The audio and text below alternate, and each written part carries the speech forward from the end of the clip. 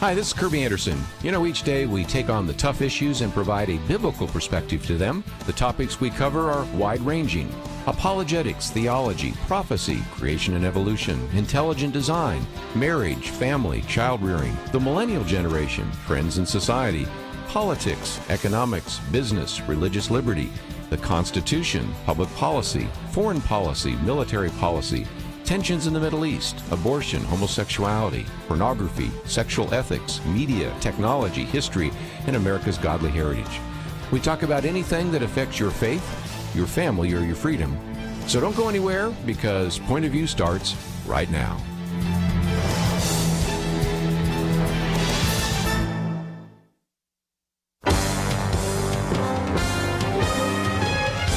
Across America, live. This is Point of View.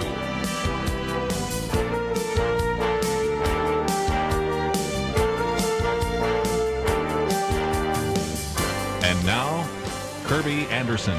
Thank you for joining me. Over the weekend, you probably have noticed that the news organizations projected Joe Biden to be the winner of the 2020 presidential race. Democrats danced in the streets, and, of course, you had the victory speeches given by Joe Biden and Kamala Harris, and, of course, foreign leaders already congratulating the individuals that are going to be the next president and vice president. Hold on. Maybe there's a few other things that need to be added to that list. Not the least of which is the president is not selected and ultimately elected till the Electoral College meets next month. That's number one. Number two, media announcements do not elect the president, and I think we should recognize that, which gets us to a couple of other points. First of all, the recounts and court challenges should continue, as they did in the 2000 election, and I will read from a piece by Jonathan Turley in which he says we should welcome a review of some of these close counts, and I'll give you some of those in just a minute. The other point that I've made before, it's worth making again, if the vote totals were reversed, Democrats would insist and certainly would be allowed to insist that recounts and legal challenges would go forward. But most importantly, an issue that I tried to make on Friday, but given the fact I had guests in studio and guests by phone, I don't know how much the case was made, but the burden of proof is now, of course, on the Trump campaign. And I want to come back to that in just a few minutes, because the Trump campaign and its surrogates oftentimes will make a statement. And there were some very interesting interviews over the weekend, but making a statement and providing evidence that would be sufficient enough for a judge or for election officials to reconsider are two very different things, which brings me to my sixth point, and that is promoting inaccurate anecdotes about voter fraud have actually made it much easier for the media to dismiss all of this. I've tried again on Friday to mention a few of those. No, if you are using a certain kind of pen, yes, your vote will be actually counted. And all of the rumors about the fact that if you used a marker, if you used a pen, that won't count, that's not the case. And we have certainly very good responses from various election officials about that. No, they weren't burning up marked ballots. That video was of actually blank ballots, which frankly I'm glad they were, because it made it even less likely somebody might fill them out. And I can go through the very long and unfortunately very exhaustive list of some of these stories that have been perpetuated in the media, and then make it only too easy for not only the media to ignore all of this, but even for some of the never Trumpers to say, see, we've completely dismissed every one of these allegations, and really those were just media memes that should have been eliminated and not passed on in the first place. But then the final ones that I might mention is we're going to, right here, try to cover some of the issues that, frankly, I think the mainstream media will be ignoring. And most importantly, I would encourage you to be in prayer for this country and for not only these leaders, but even our future leaders as well. There are going to be some recounts, and it's not just for the presidential election. I've got some material here from the senatorial candidate, John James in Michigan, and a number of others. But let me give you kind of a rundown on where we are at this point. And these numbers change all the time, so let's just assume they're as accurate as I could give you when they were printed. and that is in North Carolina. Donald Trump is ahead by 75,000 votes, which is more than almost 1.3%. You should really call that for him, and you should really call it for Senator Thom Tillis, who's ahead by 95,000 votes. But the bottom line is you still have a number of mail-in ballots that are outstanding. You have some untallied absentee ballots, and then, of course, you have some of these provisional ballots. So right at the moment, the law allows candidates to request a recount if the margin is 1% or less, but right now it's 1.38% for Donald Trump, 1.77% for Senator Thom Tillis. So could change, might not, but that's where we are in North Carolina. Arizona, Joe Biden leads by 16,000, almost 17,000 votes. That's about 0.5%. And so in some respects, Arizona does not allow candidates to request a recount. But if the margin is 0.1%, cast for both candidates or upon measures or proposals or 2/100 of votes. So again, it doesn't seem like Arizona can be a recount because at this point the lead by Joe Biden is outside the margin for automatic recount, which is important to remember because in just a minute I'm going to quote from somebody who actually believes that recount will go in the favor of Donald Trump. But the bottom line is I don't think a recount's allowed. So there you go on that one. Okay, Georgia, Joe Biden leads by about 10,000 votes. And again, there's no automatic recount, but interestingly enough, there is a candidate can request a recount if the margin is less than or equal to 0.5%. Right now, it's 0.2%. So again, that recount could go forward in Georgia. What about Pennsylvania? That's where Joe Biden now leads by 42,000 votes. And this one is, again, about 63/100%. But again, that recount has to happen if it's less than 0.5%, and so it's a little bit more than that. So again, that one is outside the margin for an automatic recount unless some things change. We go to Nevada. And again, I hope this isn't terribly boring, but this is the kind of stuff that you're not getting in the mainstream media. So at least if you are having people say, well, we need to recount all the votes, I just showed you that some will happen and some will not. Joe Biden in Nevada leads in Nevada by 34,000 votes. There is no automatic threshold for recount. A candidate can do that, but again, that's more than 2.5 percentage points. And then, of course, the news organizations have already declared Joe Biden the winner in Wisconsin, which is at 10,000 votes, or about 0.6%.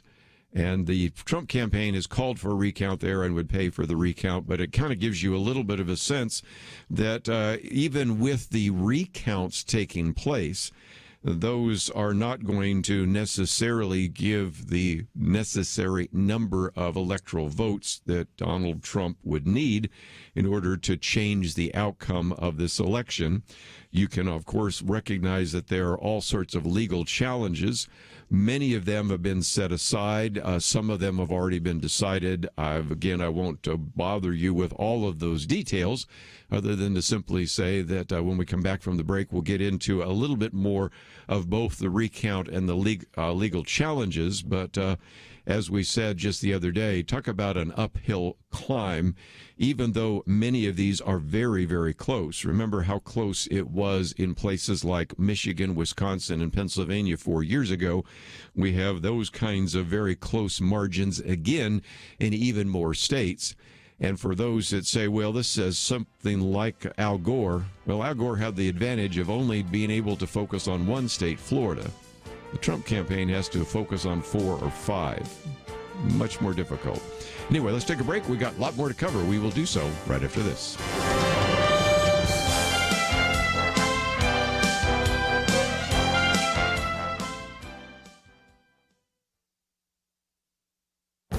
This is Viewpoints with Kerby Anderson. Now that the 2020 election is behind us, Christians need to think strategically about how to have a more significant impact on culture, especially on Christian youth who often embrace anti-religious views and socialist policies. A commentary by Dr. Jeff Myers of Summit Ministries in the Washington Times addresses this issue. He is concerned that his fellow evangelicals are only focused on winning the next election and blind to the fact that they will lose future elections. Meanwhile, leftists engage the culture every day through social media, news media, entertainment, schools, and universities. He therefore concludes young church-going Christians aren't fighting this leftward current, they're swimming with it. Most evangelical youth who attend church do not believe in absolute truth, and these young Christians are also 5 times as likely as older Christians to embrace Marxist ideas. You know, in the last campaign cycle, conservatives spent almost $5 billion trying to reach the small percentage of undecided voters. By contrast, the amount spent by every college, nonprofit group, and campus group to prepare young adults to apply a biblical worldview amounts to about 12 hours of election-related advertising. He concludes that spending $100 to fix a problem that could have been prevented for $1 is crazy. That's why we need to rearrange our priorities and focus more time and money on biblical worldview training. For example, he cites one study that shows how such training keeps Christian young people from straying from a biblical worldview. Unfortunately, only a small percentage of church-going young people actually have a biblical worldview. That's why these worldview ministries are so important. I'm Kerby Anderson, and that's my point of view.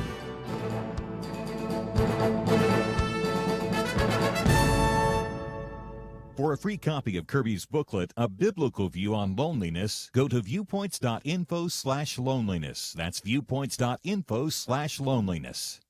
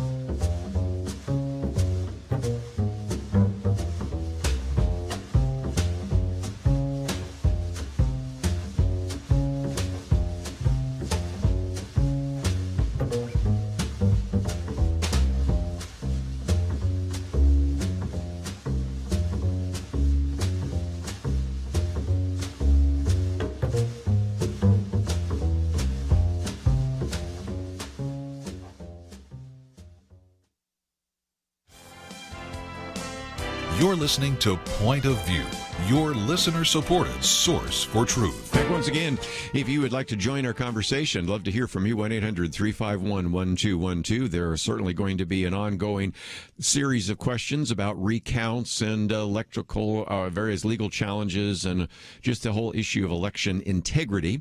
One of the articles I've posted here, I entitled Monty Python Recounts and the Election, because if nothing else, Jonathan Turley, I had no idea that Jonathan Turley had such a great appreciation for popular culture. If you're not familiar, Jonathan Turley is a law professor at George Washington University.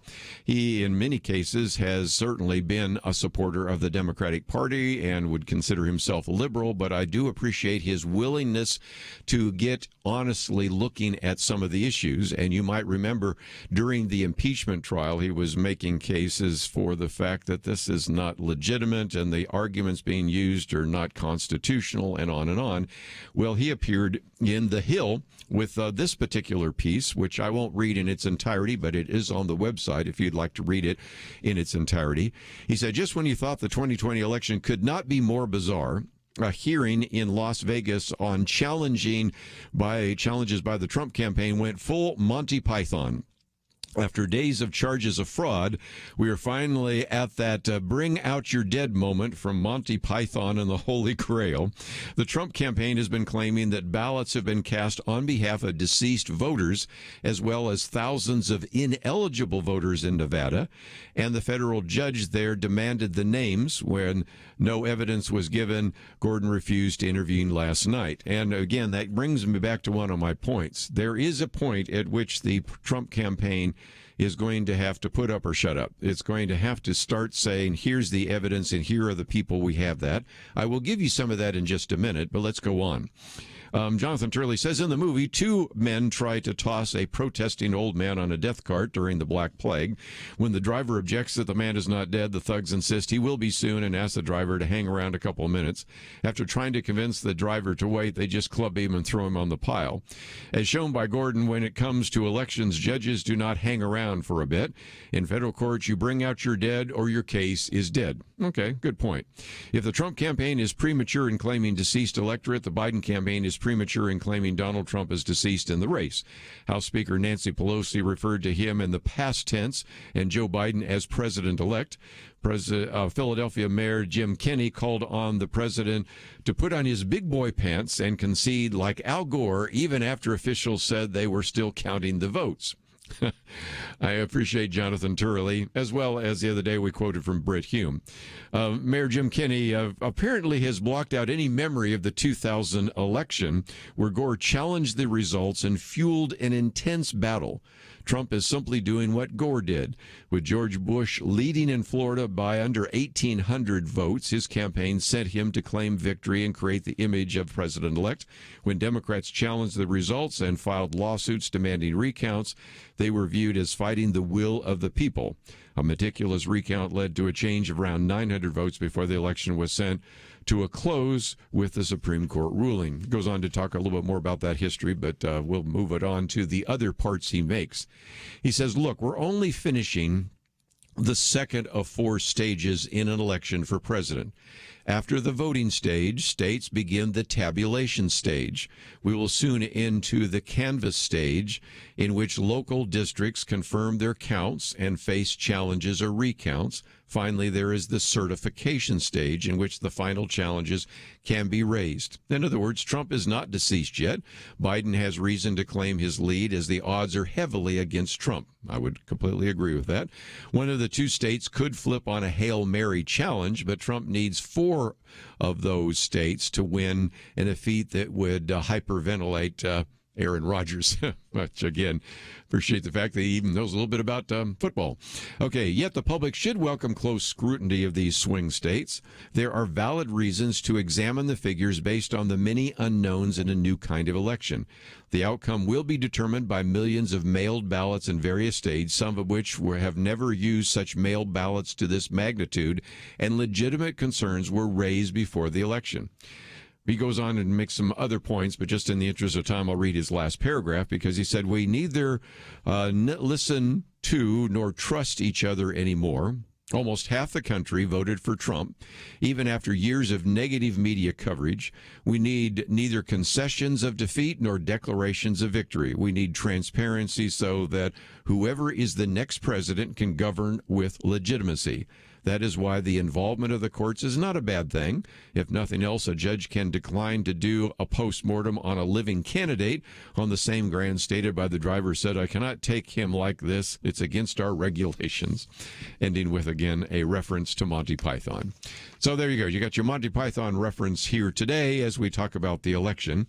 And what has been alleged? There are good examples of voter fraud, not ones that are fallacious or inaccurate passed around on the internet, but some pretty good ones that certainly have existed and need to be traced down. One of those has to do with a software issue in some of these voting tallies. Again, I say we knew this election was coming. Nobody was caught off guard by November 3rd and shouldn't have been. And it turns out that one county, for example, in Michigan, has flipped from a win for Democrat Joe Biden to a win for President Donald Trump after they discovered a software glitch and a manual recount was implemented. This particular county posted a situation in which you had, at one point, Donald Trump losing to Joe Biden. And now, of course, we've caught that software switch, and, of course, that will help. But the bottom line is some people have pointed out that It is part of what is called the Dominion voting system. It's used not only in this county, but in 64 other counties in the state of Michigan. So the question is, given the glitch that we had in one of those counties, will that show up in another county? Well, it's something worth pursuing. At the same time, while we're still in the state of Michigan, let's go to Traverse City for just a minute. And it turns out that James O'Keefe of Project Veritas has been making a video that is available from a whistleblower. This one was in Traverse City in particular, in which he points out that a supervisor advised mail carriers to fraudulently backdate and postmark ballots to November 3rd in order to fool election officials into counting them. Now, again, was that enough to turn the election in Michigan? Maybe not, but it's a great example, caught on video, of some voter fraud taking place. Let's take a couple more. You have the claim being made by Rudy Giuliani, the former, of course, mayor of New York and the attorney for the president. In Philadelphia, he said there were about 60, they have about 60 or 70 witnesses in Pennsylvania, but in particular Philadelphia and in Pittsburgh. In Pittsburgh, we have observers who for 24 hours were kept out of the room or kept away from the room where the counting was taking place. And during that time, 135,000 ballots were counted. Even though they went to court, they and were then allowed to move 6 feet closer. The Democratic counters there moved the counting place 6 feet further away. And so they also say we're now at 450,000 definite mail-in ballots that they separated from the envelope, threw the envelope away. So, as he said, you can never tell whether they were valid or not. Now, the bottom line is that in order to change a vote, you've got to have pretty good evidence. All, if you will, pretty circumstantial at this point. Just think again of a particular judge hearing that story and saying, well, that's fine, but I need more evidence to declare these votes invalid. And since we don't seemingly have that evidence, I suspect what you may have is voter fraud that may have indeed taken place, for which we don't have enough contrary evidence to declare those votes invalid. Which leads to this letter that was sent by 39 Republicans in the House, primarily, of the representatives, in which they say that with widespread irregularities, they're calling on the Department of Justice to be responsible for the integrity of these federal elections. Each state runs its own elections, so again, getting the federal and government involved is not going to necessarily solve this election, but it may, if nothing else, cause people to pay attention to the fact that we've heard so often that voter fraud is taking place, and yet the typical reaction from most in the media is it doesn't take place. I think if this investigation goes anywhere, it may not change the results of this election, but it may, for the first time, surface very good evidence that cannot be refuted by anyone that voter fraud has taken place. Will that change the outcome? Probably not. Would it be at least a teaching moment to help people understand that voter fraud is not something you can refer to as something like a unicorn that doesn't exist? We had many voter irregularities taking place during this campaign, and will happen in the future if we don't make some changes. We'll be right back. Having civil conversations about important issues seems to be harder and harder. Various media outlets tell people what they should believe, why they should be outraged, and getting people to actually think, well, it can be difficult. Whether it's the gospel, tax issues, social policy, or just about anything else, you need to have solid information and clear thinking to address the hard issues. You need God's truth applied. And that's what you get in less than 2 minutes with Point of View's Viewpoints Commentary, a daily resource to help you be informed and think through the things we need to be talking about. It is free and will arrive in your inbox each day when you visit pointofview.net/signup. Sometimes we know we should say something, but we're silent because we're not quite sure what to say. Viewpoints Commentary can help you break the silence and change the narrative. It can make you a more equipped agent for truth. Get your free subscription to the Viewpoints commentary at pointofview.net/signup. Pointofview.net/signup. Point of View will continue after this.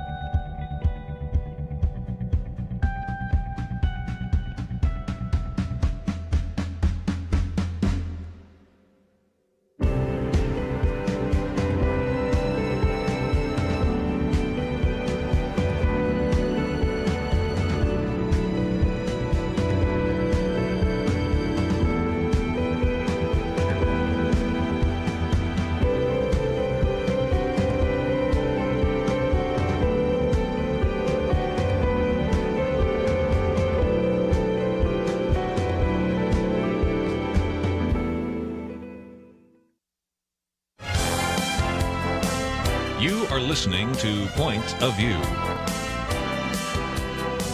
The opinions expressed on Point of View do not necessarily reflect the views of the management or staff of this station. And now, here again, is Kerby Anderson. We're going to move on in just a few more minutes after we talk about this idea of recounts, because Dick Morris has been arguing that there's still a way that Donald Trump can win. And if nothing else, I want to help you understand why I don't think that's possible, but you never know. And so this is one of those ideas. Early on, he makes a statement that recounts in Arizona, Georgia, and other states are likely to go heavily for Trump. First of all, not so sure about that. Second of all, I think I just told you a minute ago that unless something remarkably changes in Arizona, there is no automatic recount, and that may be the end of that scenario anyway. But let's at least consider it for a second. We'll move on. Because he points out that the networks have had Donald Trump at 214 electoral votes. By the way, you need 270 to win. Alaska has been 2-1 for Trump. So you say, why don't they count it? Well, that's because last time I looked, they only had about half of the votes counted up there in Alaska. Yes, well, we know all about that. So anyway, he gets 3 more, so that's 217. I just mentioned North Carolina. Again, there are a lot of votes outstanding, so that hasn't been called for Donald Trump yet. But I think it's reasonable, and again, in this year of 2020, oh no, but it's reasonable to assume that Donald Trump picks up the 15 electoral votes in North Carolina. That brings him to 232. At that point, then you start getting into some things that are going to have to change, because the argument that Dick Morris makes is that Donald Trump would have to win Arizona. And yet Arizona right now doesn't allow a recount because the margin seems far enough away. So somehow you would have to make some argument for the votes that came into Arizona to allow that. But again, the argument he's making is that Arizona would be 11 more votes, and that would be 243. And then you get to Georgia, which right now Biden leads. But again, if you had a revote or a recount, could get you up to 259 with those 16 votes. Then you'd have to go back to Wisconsin, which already the campaign said that it indeed was going to pay for it. And if indeed Wisconsin goes the other way, and again, that's another if, that would be 10 more votes, and that would be 269. At that point, then, you are at 269. Any of you listening on Friday, I pointed out there was at least a theoretical possibility that we could end with a 269 tie, which we've never had in American politics. But what happens then? It goes to the House of Representatives and all the rest, because the other argument being made is that, well, it comes down to Pennsylvania. It has 20 votes, and those 20 votes could swing the other way. But you'd have to then make the argument that these provisional ballots should not be counted, and just find me a judge that's going to say, given the fact that since the Supreme Court did not say that votes that came in after the election shouldn't be counted, then how could a judge, I don't care if you're appointed by a Republican president or a Democratic president, whether you're a Christian or a non-Christian, whether you're a conservative or a liberal, I don't know how you could say that people following the best information they had at the time still thought that they could vote on Election Day as long as it was postmarked on Election Day. And so, again, you could come up with a 269 tie, but it's based upon all sorts of assumptions, which really just don't make sense to me. And then even if you thought, well, there is a way for him to win, that is Donald Trump to win in Pennsylvania, you've got to overcome, this one says 37,000 votes. I'd have to go back and look at the other numbers that are coming in. But it just doesn't work as far as I can tell. So that's what we know so far. And, of course, most of what I've gone through hasn't been covered at all by the mainstream media because they've already declared him, that is, Joe Biden, the winner. And the end of that discussion was ended actually on Saturday. But just before we move on to another topic, because, by the way, it looks like we now have a vaccine that might be 90% effective, developed by Pfizer, which has led to one of the largest rallies on Wall Street ever, and has also led to the governor of the state of New York to say this is very bad news because he didn't want any of this to happen. Well, certainly Donald Trump was in office. But first of all, let me just come back to another article I've posted by our friend Gary Bauer, and he called this the colossal embarrassment. Because Gary Bauer reminds us that for decades, the United States has pressured other nations that want to be taken seriously by telling them that you must have a fair and transparent election. And this is how you get taken seriously as a country. And so if you want to be taken seriously, we want to send American observers to your election.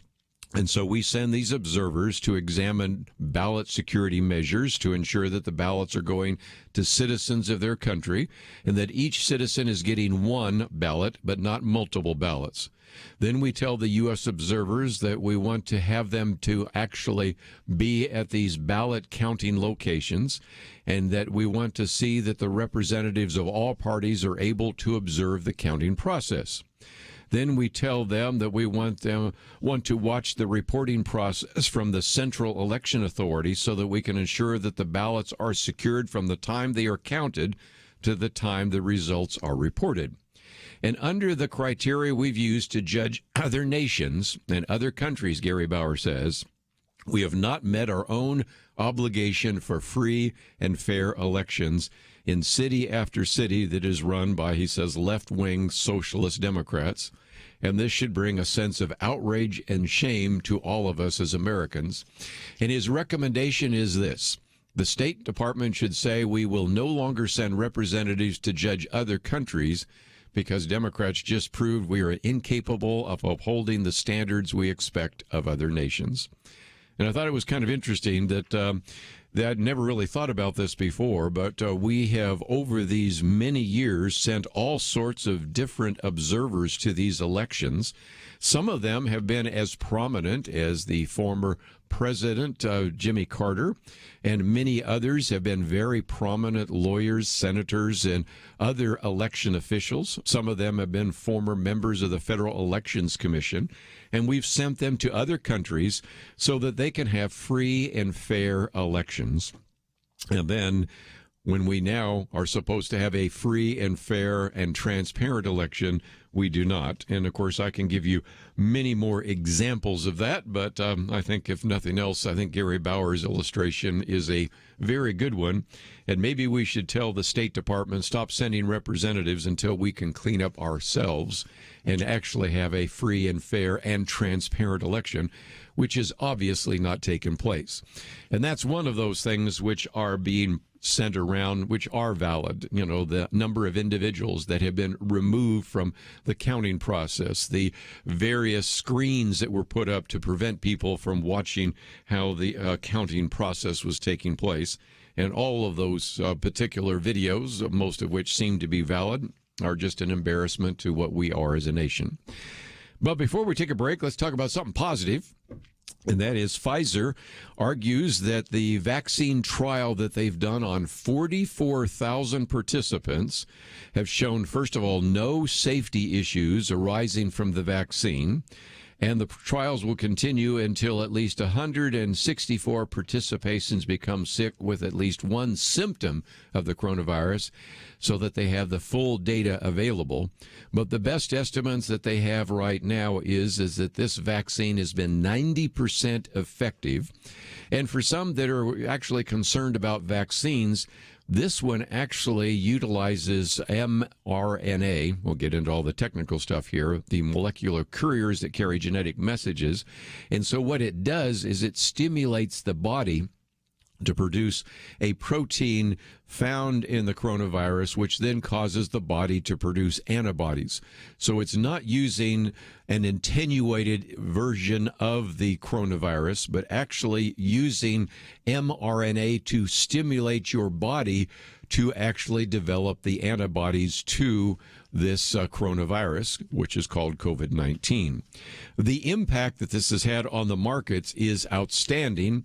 The last time I checked, the Dow Jones Industrial Average traded 1,100 points higher, or a 3.9%, almost a 4% growth, which was an all-time high simply on the report that came from Pfizer and also the associated organization, which is Germany's BioNTech, which believes that this will be a very effective vaccine. But not everybody is celebrating. The governor of the state of New York, Andrew Cuomo, said this is really bad news, and he actually wants to work with other governors to stop the distribution of the vaccine because, well, you've heard it before, we simply just cannot trust the Trump administration. We can't assume that the private sector is going to do a good job.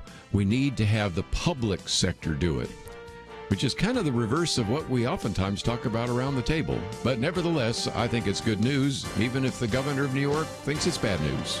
We'll be right back.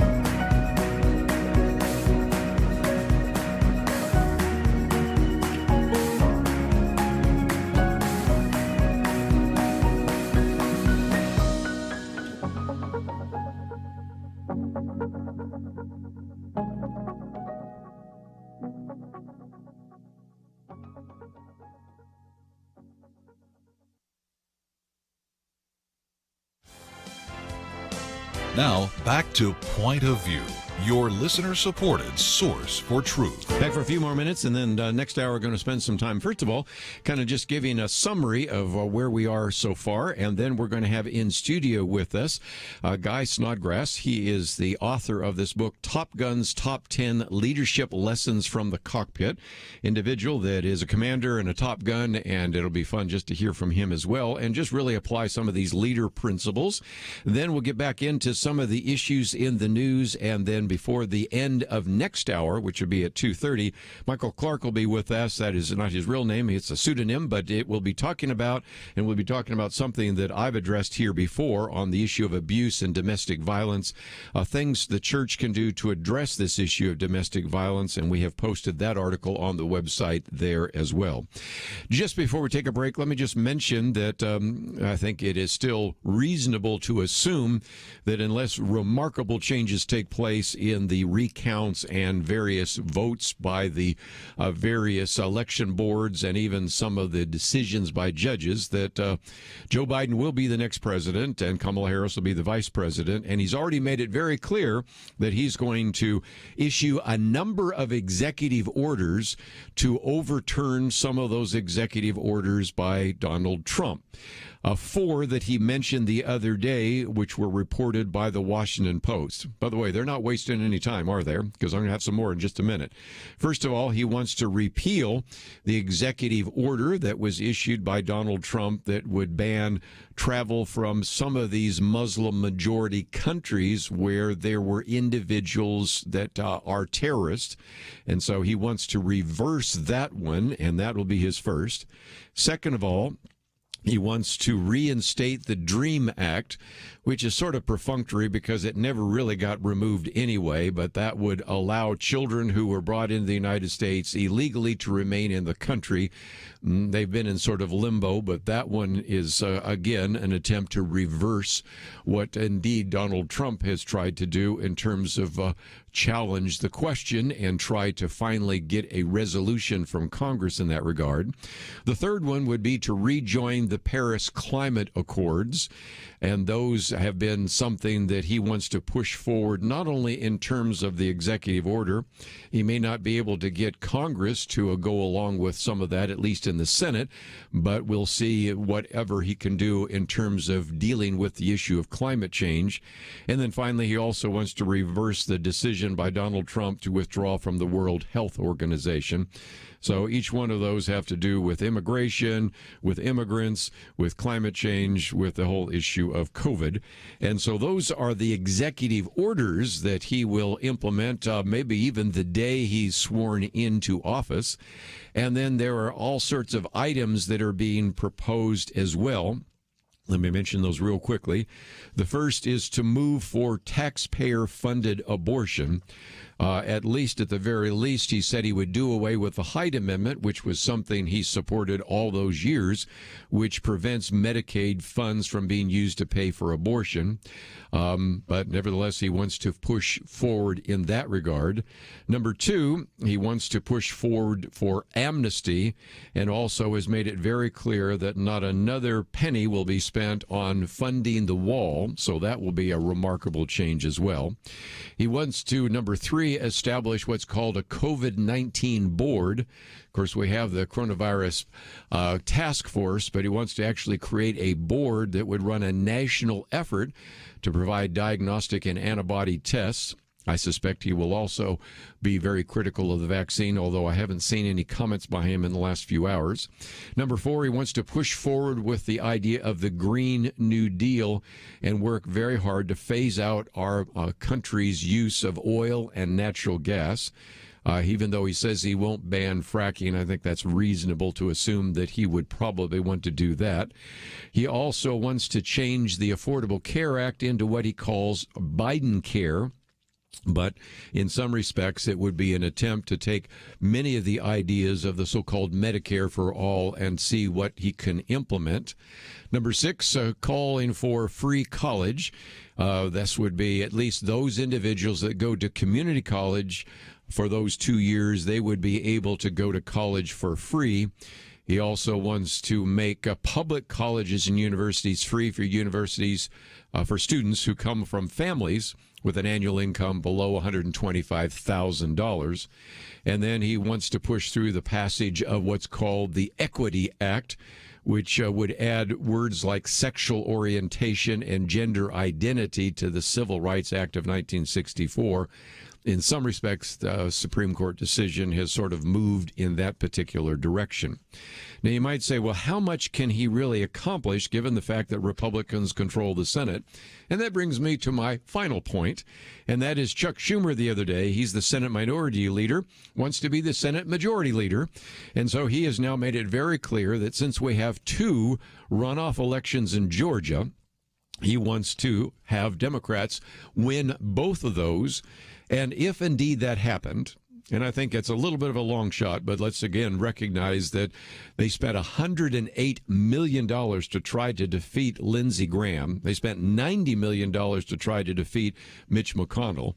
These might be the most expensive senatorial elections in history.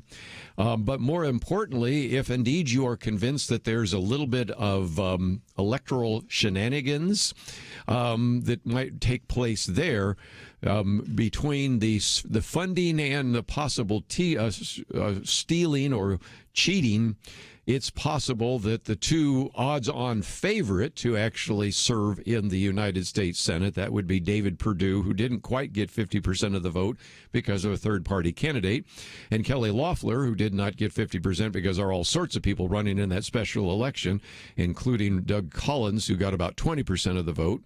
Then if indeed those two Republicans lose, you would end up with a 50-50 tie in the Senate.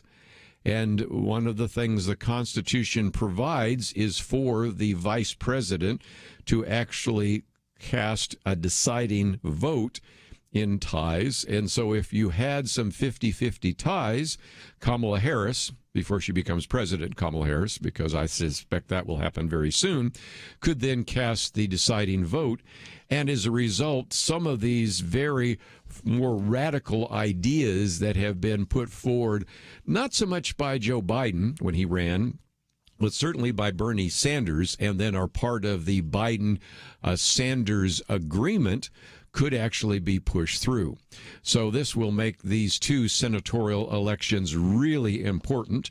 And the last time I looked, those don't even take place till January. January 5th was the date I thought that was to take place. I'm still looking for anybody to say differently. I know that we have a runoff here in Denton County and some other places on December 19th.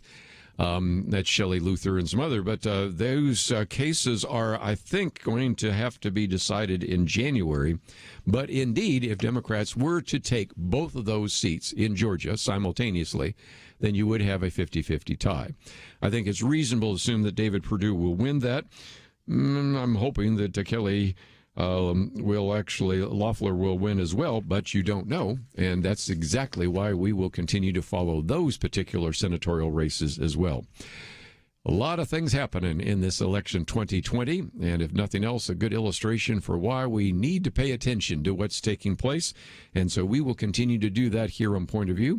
We're going to try to give you the facts and figures and numbers and analysis that, frankly, the mainstream press and the mainstream media just is not giving you. But most importantly, if this last hour hasn't caused you to want to pray for our leaders, maybe even our future leaders, and for individuals in some of these states in the midst of recounts, I don't know what else to say, because they certainly deserve your prayer. Some of the things I've said here will come out in an email a little bit later, but most importantly, if you want to find some of the articles, they are available at our website, pointofview.net. Let me come back on our national program and focus again on some of these issues, and then we'll talk about leadership principles right after this. Sometimes I think about seeds. You ever stop to consider that some seeds become entire trees and some trees grow up and produce fruit? Other seeds become flowers or vines that bring us vegetables or berries. And some trees don't have fruit, but they're just pretty, especially in some parts of the country when it comes to the fall colors. Yes, sometimes my mind goes off like that.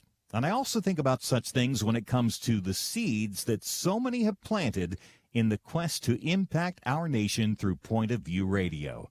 You may think that your gift is a small thing, but like a seed, it can grow to have an impact beyond your imagination. If you want to see beauty again in America, consider planting a seed today and making a difference by joining the Point of View Truth Team. Get the details today, right now, by visiting pointofview.net/team or call us at 1-800-347-5151.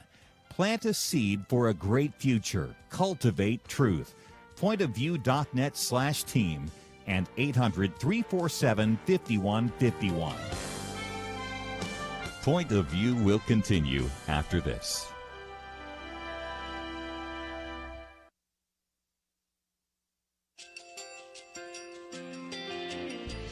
I just want to thank you so much for all the wonderful programming you have. You're just absolutely fantastic. I recently started listening to Point of View, and I really found it interesting because of the different subjects you cover. Thank you for that. I really appreciate everything that you do in keeping us informed. Thank you, Kerby, for everything that you have been doing. I appreciate all the work that you're doing, advocating for the Word of God. Thank you so much. Point of view, I think, is absolutely necessary because it's a Christian perspective, a biblical worldview perspective, and receive very current, up-to-date information about what is really going on, week to week in our culture, which is changing so rapidly, and yet it's morally sliding backwards. Yeah, I'm just, first of all, I thank you guys. Y'all's program is wonderful, and enjoy it every day. I learn so much every time I listen to it. Point of View Radio Talk Show.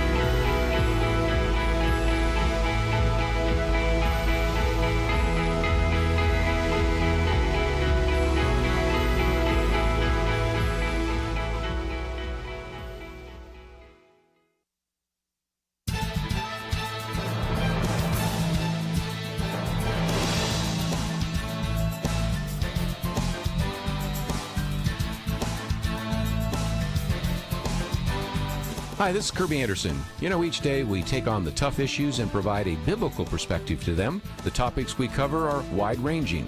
Apologetics, theology, prophecy, creation and evolution, intelligent design, marriage, family, child-rearing, the millennial generation, trends in society, politics, economics, business, religious liberty, the Constitution, public policy, foreign policy, military policy, tensions in the Middle East, abortion, homosexuality, pornography, sexual ethics, media, technology, history, and America's godly heritage.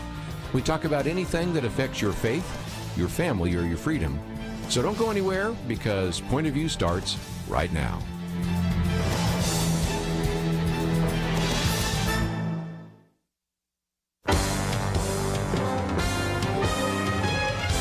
Across America, live. This is Point of View.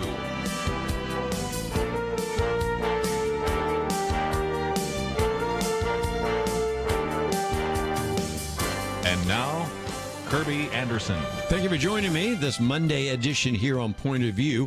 But a lot has happened over the weekend. You probably have noticed that. News organizations projected Joe Biden as the winner of the 2020 presidential race. So a lot of Democrats and others dancing in the streets. And Joe Biden and Kamala Harris gave their victory speeches. Foreign leaders and even former presidents sent congratulatory messages. But I have a little bit different take on some of that. And so if you will permit me for just a few minutes before we get into some other interviews to point out, number one, that the president is not elected until the Electoral College votes in December, something that's worth mentioning. Number two, that media announcements this weekend did not elect the president, as much as a lot of people have already begun to act in that regard. Number three, recounts and court challenges should continue. And I'm going to mention a piece that was in The Hill by Jonathan Turley. America should welcome review of close counts, as we did back in the 2000 election. Number four, even if the vote totals were reversed, I think Democrats would insist that recounts and legal challenges should go forward. So let's play this fairly and recognize that if indeed Donald Trump was up 10,000 votes in a few states, would the Democrats want recounts and legal challenges? Of course they would, and we've been through this before.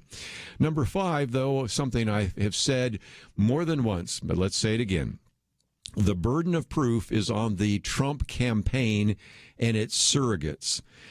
In some respects, that has been troubling, because what you've heard are a lot of allegations. And later this hour, certainly next hour, I will give you some of the evidence that does look very questionable.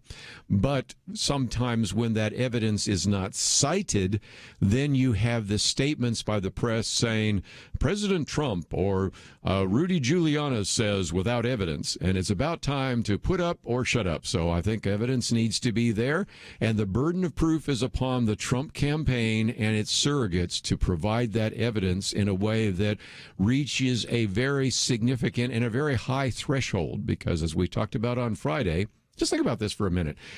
Some of these judges are going to be forced, if indeed the evidence is that way, to declare some of these votes are invalid or maybe inappropriate. I mean, this is why it is so important to make sure that this very high threshold is met in terms of some of these challenges. And that leads me to my sixth point, which I mentioned on Friday, and I wish we had more time to get into, because the promotion of a lot of these inaccurate anecdotes, the ones that have been very easily dismissed by fact checkers, make it easier for the media to completely dismiss all of what is taking place now and will take place over the next few weeks. And so, as we've mentioned before, if you've heard that, I've maybe used the wrong pen and that's not going to count. No, that's not the case. And various kinds of concerns about whether some of these ballots were destroyed. Well, the video that was showed of these ballots being burned were actually empty ballots, which I'm glad, because somebody might use them or manipulate them. And many of these other stories that have been circulating on the internet turned out to not be the case. place. And you don't actually advance your cause when you put forward entirely too many of these stories, which are easily fact-checked and dismissed, because then you have sort of what I've seen some of the never-Trumpers saying, every one of these that they put forward has been dismissed, so probably all of these are just nothing more than anecdotal stories, and so that has not helped the cause. Which brings me to my last 2 points. Number one, Point of View is dedicated to cover these issues and really give you some of the facts that, quite frankly, I think over the next couple of weeks are going to be completely ignored by the mainstream media, maybe even censored on social media. So I hope we can be a place where you can get some of these facts and figures. And number two, I think it would also be incumbent upon all of us to pray for election officials, for judges, for our leaders, even our future leaders in that regard. So, we recognize that there probably is going to be voter fraud. I think I can make the case very quickly before we take a break here that most of these are going to be small and maybe aren't enough to overturn the election, but maybe it will be a teaching matter nevertheless. Let's work our way through very quickly. Donald Trump right now does not have the 3 electoral votes from Alaska, but that should probably come down soon. But again, there are still a lot of ballots that need to be counted. But since he's had 2-1, I give him 3 electoral votes out of Alaska. And also, he's ahead by 75,000 votes in North Carolina. Tom Tillis is ahead by 95,000 votes. But again, since you have so many of these mail-in ballots and untallied absentee ballots, nobody's calling that. But I think it's reasonable to assume that he gets those 15 electoral votes. But then comes the challenges. In Arizona, Joe Biden leads by 16,000, almost 17,000 votes. And Arizona does not allow candidates to request recounts. And they will only have recounts if it's within the margin of error, and it's not. So at this point, it's hard to imagine a recount taking place in Arizona. In Georgia, again, the numbers I have at the moment, Joe Biden leading by about 10,000, which is about 0.2%. So again, that would be within the margin for a recount in Georgia. Pennsylvania, Biden leads now 42,000 votes. So unless some of these votes are thrown out by a judge or the argument is made, then again, less likely that there would be an automatic recount in Pennsylvania. Then you go to Nevada. Joe Biden leads by about 34,000 votes, but again, a losing candidate can request a recount, and so probably will take place there. And then in Wisconsin, that has already been called again for Joe Biden with leading about 20,000 votes, but again, the Trump campaign can also pay for a recount. So you have some possible recounts, but if Arizona is key to actually overturning this election, you can see that's not going to happen. If Pennsylvania is key, and again, that one certainly is, you have a couple of recounts that simply will not take place. So some of it will be recounts. Some of it will be legal challenges. And later this hour, we'll talk about one of the articles I've posted by Jonathan Turley, which I sort of provocatively referred to as Monty Python Recounts and the Election, because he uses a reference to Monty Python and the Holy Grail, which I thought was kind of intriguing. And if nothing else, we'll get into whether some of these recounts should go forward or whether or not the president should have conceded the election. But when we come back from the break, we are privileged to have in studio with us today Commander Guy Snodgrass. He has a new book out called Top Gun's Top 10 Leadership Lessons. And so I thought you would enjoy this conversation since he's dropping by. Next hour, we will get into some more of the recount questions. Also, what does the so-called president-elect, I don't like using that phrase because nothing has happened until the Electoral College meets in December, but nevertheless, what does Joe Biden have planned if indeed he is in the Oval Office come January? So we'll be talking about that as well. And before the 2 hours are up, we'll spend a little bit of time also addressing the very controversial and difficult issue of domestic violence. So we've got a lot to cover over the next couple hours, and we will do so right after this.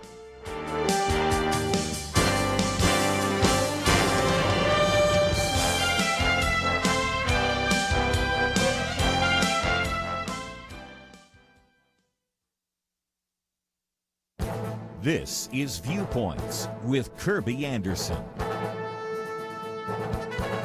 Now that the 2020 election is behind us, Christians need to think strategically about how to have a more significant impact on culture, especially in Christian youth who often embrace anti-religious views and socialist policies.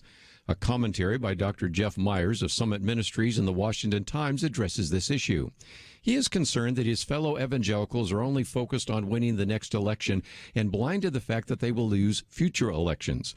Meanwhile, leftists engage the culture every day through social media, news media, entertainment, schools, and universities. He therefore concludes young church-going Christians aren't fighting this leftward current, they're swimming with it. Most evangelical youth who attend church do not believe in absolute truth, and these young Christians are also 5 times as likely as older Christians to embrace Marxist ideas. You know, in the last campaign cycle, conservatives spent almost $5 billion trying to reach the small percentage of undecided voters. By contrast, the amount spent by every college, nonprofit group, and campus group to prepare young adults to apply a biblical worldview amounts to about 12 hours of election-related advertising. He concludes that spending $100 to fix a problem that could have been prevented for $1 is crazy. That's why we need to rearrange our priorities and focus more time and money on biblical worldview training. For example, he cites one study that shows how such training keeps Christian young people from straying from a biblical worldview. Unfortunately, only a small percentage of church-going young people actually have a biblical worldview. That's why these worldview ministries are so important. I'm Kerby Anderson, and that's my point of view.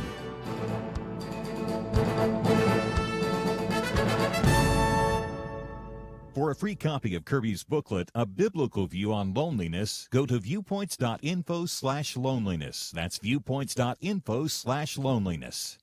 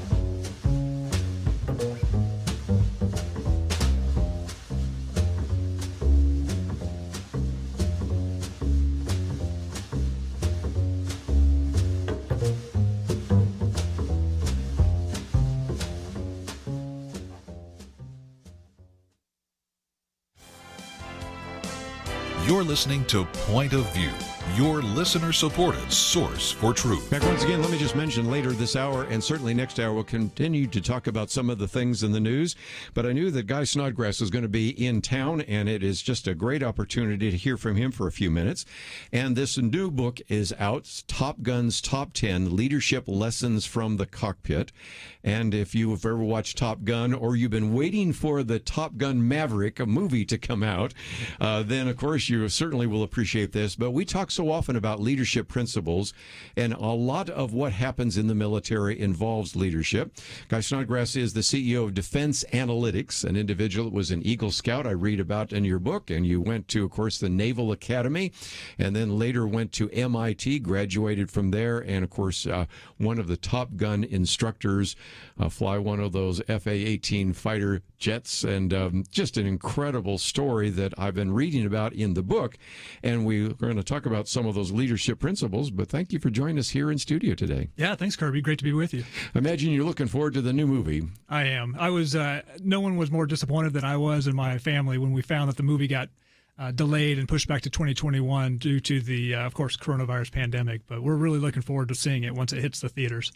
Again, one of the reasons you do this is because if you begin to think about this, and this really gets into the first chapter of your book, a lot of the reason that people selected you for where you were was because of your leadership skills. That's how you convinced a member of Congress to send you to the Naval Academy. That's how an individual said, you know, I think you should be a Top Gun instructor. And you said, I just failed all these these missions. These, again, they're all practice, but nevertheless, but it really gets into this whole idea of talent, passion, and personality.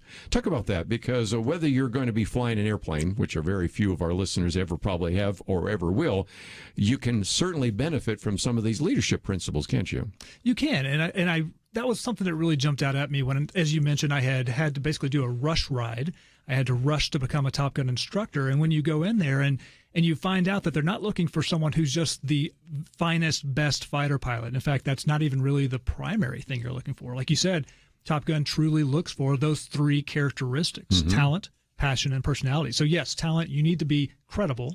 You need to have talent in the aircraft. You have to be at least average, if not above average, preferably. But your passion has to be evident, because that's what's going to power you through day in and day out. Yes. When you face adversity, as we all do, regardless of the career you're in, you have to be able to find that kind of inner strength to power through it, and that's where passion comes into play. And then your personality, because especially as a Top Gun instructor, but in a lot of our daily lives, we are teachers. We teach those around us. We serve as an example for the organization we're a part of. And so if you want to have that good personality, because you don't want to push people away, you want to draw them towards you. You want to bring them into your orbit so you can be even more decisive and even more impactful as someone who's a person of character who wants to teach others. I was struck by the fact that when you finish one of those, then you go to the board and you point out all the errors and the concerns and all the rest. Then they put up theirs. And so you start looking at this list and thinking, well, that's the end of it for me. But instead he says, no, I want you. And you're like, what? And he said, look, I've been doing this a long time. And if nobody comes in here and beats me, probably is what he was probably trying to say. But nevertheless, while you were talking about instruction, that kind of is the second chapter here, because I thought it was kind of interesting, because a lot of that's classroom lectures.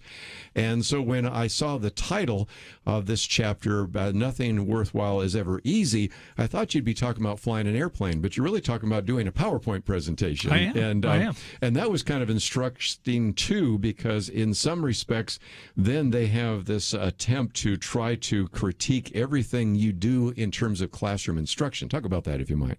Yeah, again, I mean, I was floored when I heard about talent, passion, personality, because again, it wasn't exactly what I expected from an institution like Top Gun. And same thing, when I relay the story about nothing worthwhile is ever easy, you're talking to someone who I've had hundreds of landings on board a nuclear-powered aircraft carrier in the middle of the ocean, in the nighttime and everything else, and you think that it's always going to be about your flight skills. And again, that's an aspect of your success in the fighter pilot community or as a Top Gun instructor, but it really winds up being those intangible assets that become so much more critical to your success. And so in this chapter, where I'm talking about nothing worthwhile is ever easy, as you mentioned, you step into Top Gun as a brand new instructor. You are assigned to be the expert on some subject matter for the entire U.S. Navy and Marine Corps, for hundreds of thousands of men and women in uniform. You're the one person responsible. So in my case, it was for how we conduct missions airborne, aerial warfare. And as part of that, in order to earn the full ability to be a full-blown Top Gun instructor, you have to pass what's called a murder board process. Yes, right. Which is an incredibly alarming name, but I love it. And we have lawyers that sit in here on Friday, and they talk about murder boards in law school. So it's not the only place where you have to get up in front of a group of individuals and have everybody do all they can to point out every little idiosyncrasy or mistake that you might make. If your ego is at all harmed by some of that, you better get ready for it, right? That's right. And that's something I did have to get ready for, was to have that just unequivocal, you did something wrong, here's how you improve. And as you mentioned, it was a 6-month process. I had a 4-hour-long lecture I had to give completely from memory, 267 slides on a PowerPoint that you have to go through during that 4 hours. And I'll never forget my very first time as I'm doing a practice, as I'm getting ready for my murder board. And you have 3 Top Gun instructors in a room with you. You're giving this 4-hour-long presentation from memory, and they're writing every small thing down that you do wrong. You stutter, you say or ah too often. They're going to call you on it. Yeah. And I just never forget, whenever I'm feeling pretty dejected as I'm walking out of my first experience, and I'm thinking, I'm never going to make this happen. And one of the senior Top Gun instructors, in fact, it was the same one who had done my rush ride, pulled me aside and said, look, I mean, there is nothing personal about this whatsoever. And like I say in the book, it's about iron sharpens iron, right? Proverbs 27:17. It's iron sharpens iron.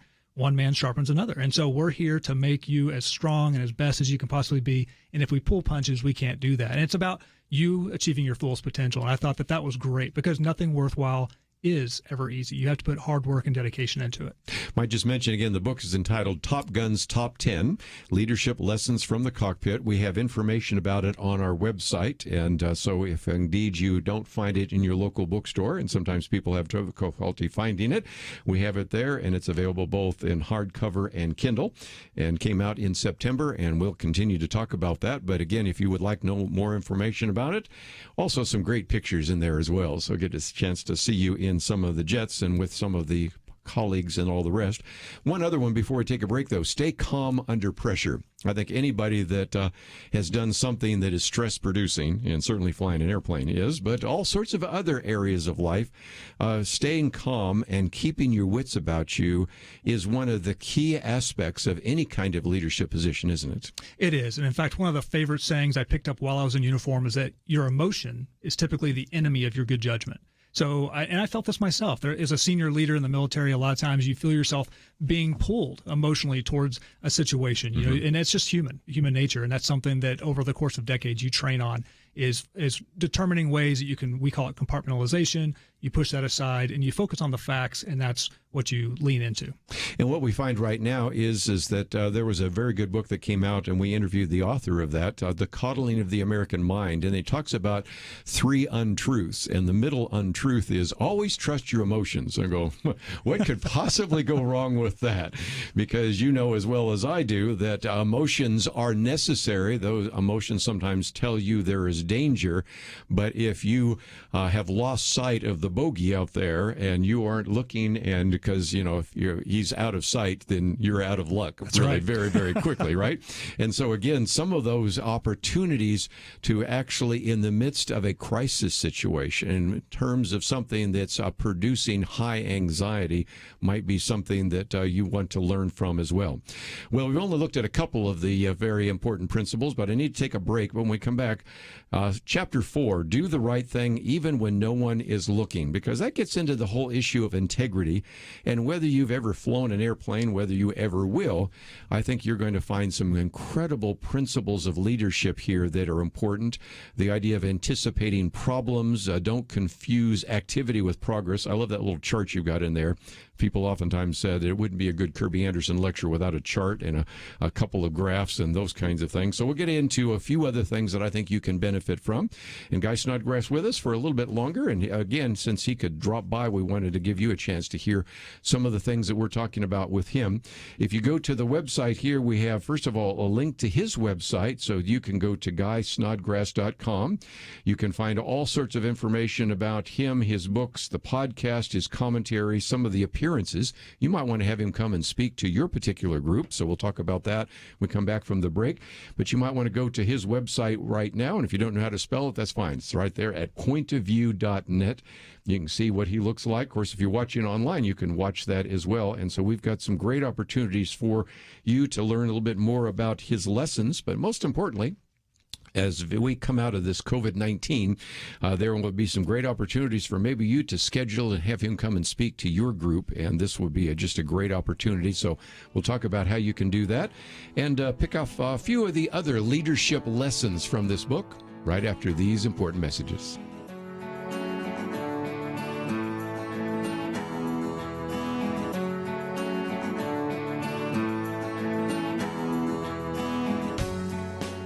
Having civil conversations about important issues seems to be harder and harder. Various media outlets tell people what they should believe, why they should be outraged, and getting people to actually think, well, it can be difficult. Whether it's the gospel, tax issues, social policy, or just about anything else, you need to have solid information and clear thinking to address the hard issues. You need God's truth applied. And that's what you get in less than 2 minutes with Point of View's Viewpoints Commentary, a daily resource to help you be informed and think through the things we need to be talking about. It is free and will arrive in your inbox each day when you visit pointofview.net/signup. Sometimes we know we should say something, but we're silent because we're not quite sure what to say. Viewpoints Commentary can help you break the silence and change the narrative. It can make you a more equipped agent for truth.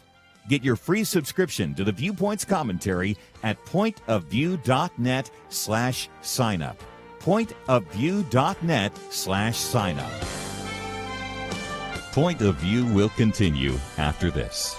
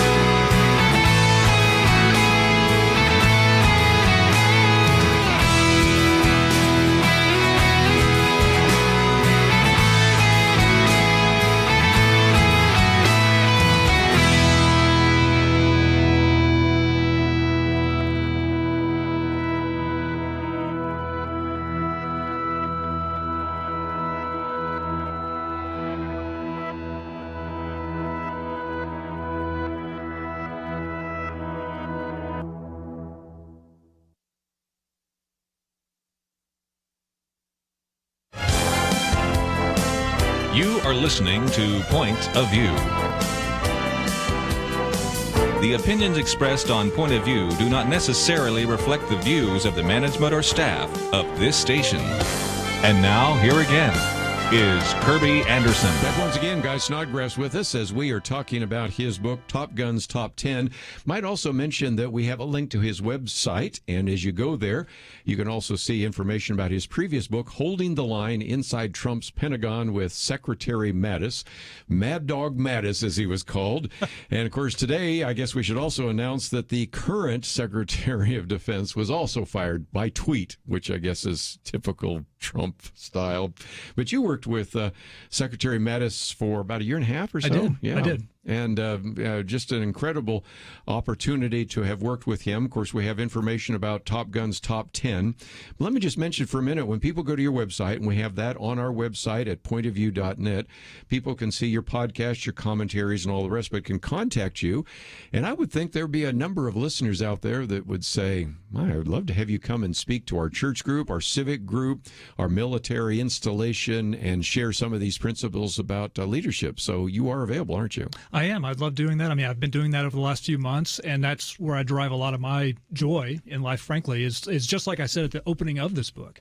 You know, I think that there's we each have a responsibility to kind of pass on to others the lessons we have learned. And in fact, that's something that Secretary Mattis himself would say, is that the worst way to gain experience is through your own painful lessons, when you can read books or you can engage with other mentors who can share, and you can learn and grow from them. And so I love doing that now when you can get up in front of a room of hundreds or even sometimes thousands of people, and you can share your experiences, and they can say, here are things you did well, and I want to do those. Here are some things maybe you did less than well. I want to avoid those traps. Well, again, if you would like to contact him, we have that information on our website, pointofview.net. I know you're doing a lot of virtual presentations right now, but I think we're going to come out of this. Matter of fact, one of the things I announced before you came on is just the fact that Pfizer says that their vaccine may be 90% effective, and we'll talk more about that in the next hour anyway. But those are some resources for you, and I thought you'd like to know a little bit more about Commander Guy Snodgrass. Let's get into a couple more. Do the right thing even when no one is looking. A while back, I even published an article about integrity in which I said who you are when nobody's looking. So again, that's a part of integrity. And I think it's important to recognize that you should always do the right thing, not just when somebody's looking over your shoulder. Right? Absolutely. And the story I share in the book is actually a very gripping one that occurred when I was a junior pilot. It was on my first deployment. So the first cruise I had on board an aircraft carrier, we're heading over to Operation Iraqi Freedom in the Persian Gulf, and we accidentally lost a sailor. So we had someone who was killed on board the carrier.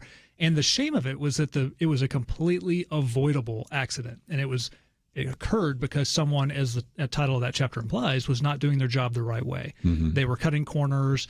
A sailor was killed because of it. And so that was a very tough lesson very early on, and a reminder that served me well both in uniform and out, about just the sheer importance of realizing that no matter where you are in an organization, you still play a very big role. You're enabling the organization's success. You're enabling and helping other people achieve their fullest potential. And so it's incumbent upon each and every single one of us to do your best job, like it says, even when no one's watching.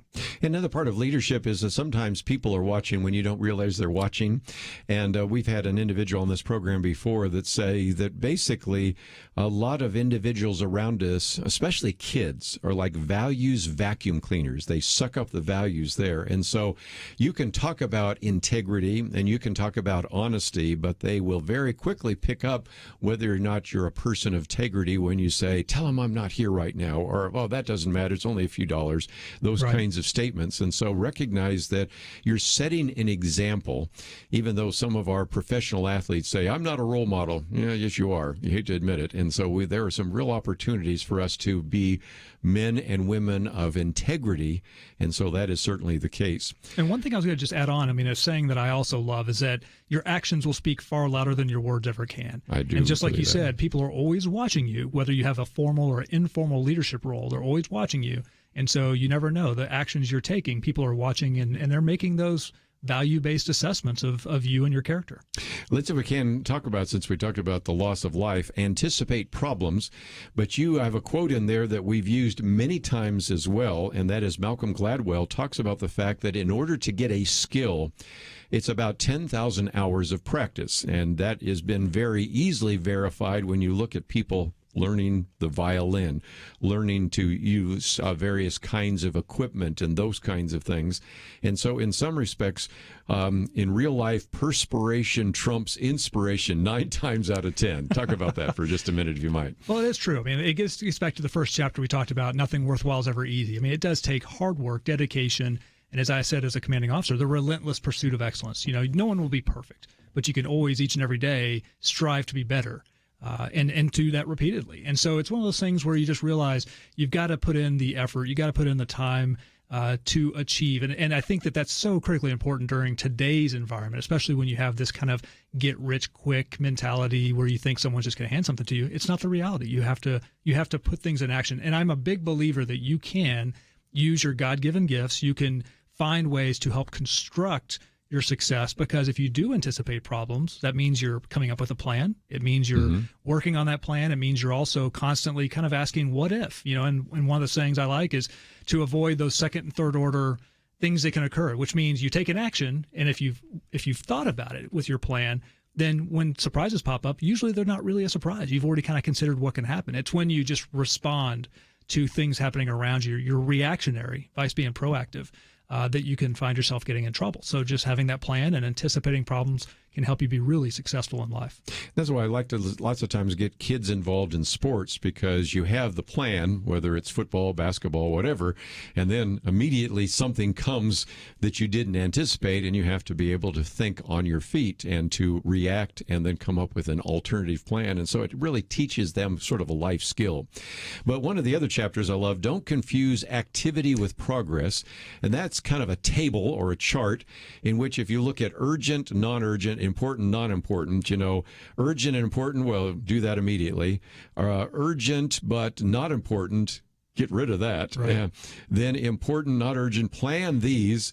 And then not important, not urgent, don't waste your time. And it's a great opportunity to look at that. And of course, a lot of that comes from Stephen Covey and a variety of other people. But there is a sense in which at the end of the day, there are sometimes people I've met just have this flurry of activity and they're just always busy. But you're going, what have you accomplished? Right. And a leader really does plan. The noble man devises noble plans, and by noble plans he stands, it says in Isaiah. And it's seems to me that having a plan and planning out your day is going to make you a much effective leader. It is. And this gets back to the nothing worthwhile is ever easy. One of the character traits that I picked up from senior leaders who are very successful that I happen to work with is that they actually spend extra time in the evenings. They contemplate, they think about what happened during the day, and they're looking forward into tomorrow, next week, next month, next year, and they're constantly planning. They're constantly thinking about what are they going to have coming up, and how do you prepare in advance so that you can be your best self? And you also realize that, especially if you find yourself in a leadership role,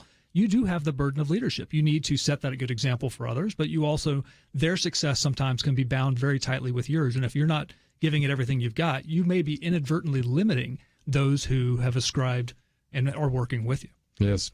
One more I thought we might mention, never wait to make a difference. Your probability of success is 0 when you don't take a shot. That's right. And there is a sense in which some people are ready, aim, ready, never pull the trigger. And so in some respects, sometimes leadership, and this is something I've talked about for years when I've taught on leadership requires you to make decisions when you don't have all of the data. And you just have to sometimes go with your best guess and your gut instinct, because you just will never get all the data. And again, it's real easy to be a Monday morning quarterback, but in some respects, you just have to make those decisions and lead out, right? That's right. And one thing I talk about in the book is that we're all really good about analyzing a problem. We can all sit around and complain. It's the people who actually not only have identified the issue, but then take those proactive steps to make their organization better. And that's the type of people, the type of men and women I love being surrounded by, whether in the military or since I've left and now re-entered into the private sector, just the ones who are very proactive. They're invested in making their organization, their school, their community, the best it can possibly be. And you can't get there with inactivity. You have to be proactive. And again, I recognize some of you say, well, I'm not the kind of leader that would be in the Navy. But, if you have kids, you're a leader. And if you are in an area where you're influencing others, you're a leader. So these principles of leadership are certainly ones that need to be passed on. And that's one of the reasons why I wanted you to know about the book, because, again, it is written by Commander Guy Snodgrass. And that's just great that you could come in studio, because this has been a week where we'll be spending a lot of time talking about recounts and legal issues and everything else. And it's kind of good to take our mind off it for a few minutes. So thank you for writing the book. And one last time, if people go to GuySnodgrass.com, they can find your podcast, your commentary, and they can contact you if they'd like to have you come and speak, right? Absolutely. And even if it's not to speak, if it's just to start a dialogue, I always enjoy. I can learn something every single day, just like we all can. So it's always great to strike up those conversations. Well, it's just great to have you in studio, and I look forward to the next opportunity. Since you live nearby, maybe we'll put you around a round table sometime where we're doing a leadership discussion. Yes, sir. I'd love that. Great. Let's take a break. When we come back, I've got a lot more to cover. And matter of fact, you will find many of the articles we'll be quoting from are in the website, pointofview.net. We'll be right back.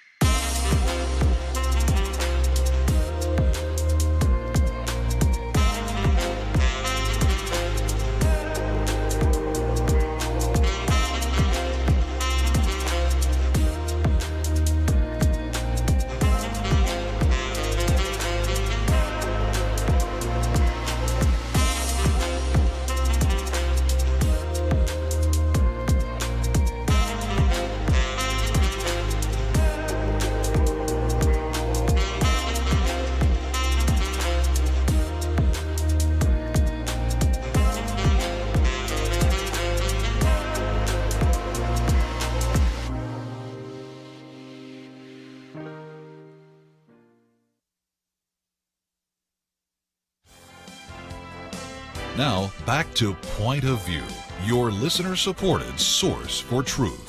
Back once again, let's, if we can, for just a few more minutes before we have the top of the hour, get into a couple of the articles that we've posted here. One of those by Jonathan Turley. And I've got to appreciate Jonathan Turley if for no other reason than the fact that even though he would probably identify with Democrats and certainly has not necessarily been a fan of Donald Trump, on more than one occasion as a law professor at George Washington University has said, during the impeachment trials, for example, that some of the things you're doing just are not actually within the Constitution. And he wrote a piece which we have kind of creatively titled Monty Python Recounts and the Election. And the reason for that is that he starts out by actually making the case that these recounts are certainly constitutional and appropriate. He says, just when you thought that the 2020 election could not be more bizarre, a hearing in Las Vegas on challenges by the Trump campaign went full Monty Python. After days of charges of fraud, we are finally at that bring out your dead moment from Monty Python and the Holy Grail. The Trump campaign has been claiming that ballots have been cast on behalf of deceased voters, as well as thousands of ineligible voters in Nevada, and federal judge Andrew Gordon demanded the names. When no evidence was given, Gordon refused to intervene last night. He says in the movie, two men try to toss a protesting old man on a death cart during the Black Plague. When the driver objects that the man is not dead, the thugs insist he will be soon and ask the driver to hang around a couple of minutes. After trying to convince the driver to wait, they club him and throw him on the pile. As shown by Gordon, when it comes to elections, judges do not hang around for a bit. In federal court, you bring out your dead or your case is dead. He goes on to say that if the Trump campaign is premature in claiming a deceased electorate, the Biden campaign is premature in claiming Donald Trump is deceased.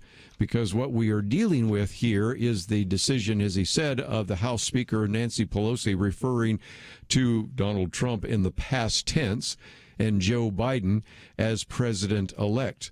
Philadelphia Mayor Jim Kennedy called on the president to put his big boy pants on and concede like Al Gore, even after officials said they were still counting votes. Well, one of the things I love about, again, Jonathan Turley is he says Kennedy appears to have blocked out a memory of the 2000 election because, if nothing else, that particular election is one in which actually Al Gore decided to actually evaluate this. George Bush, leading in Florida by under about 1,800 votes, his campaign sent him to claim victory and create the image of president-elect.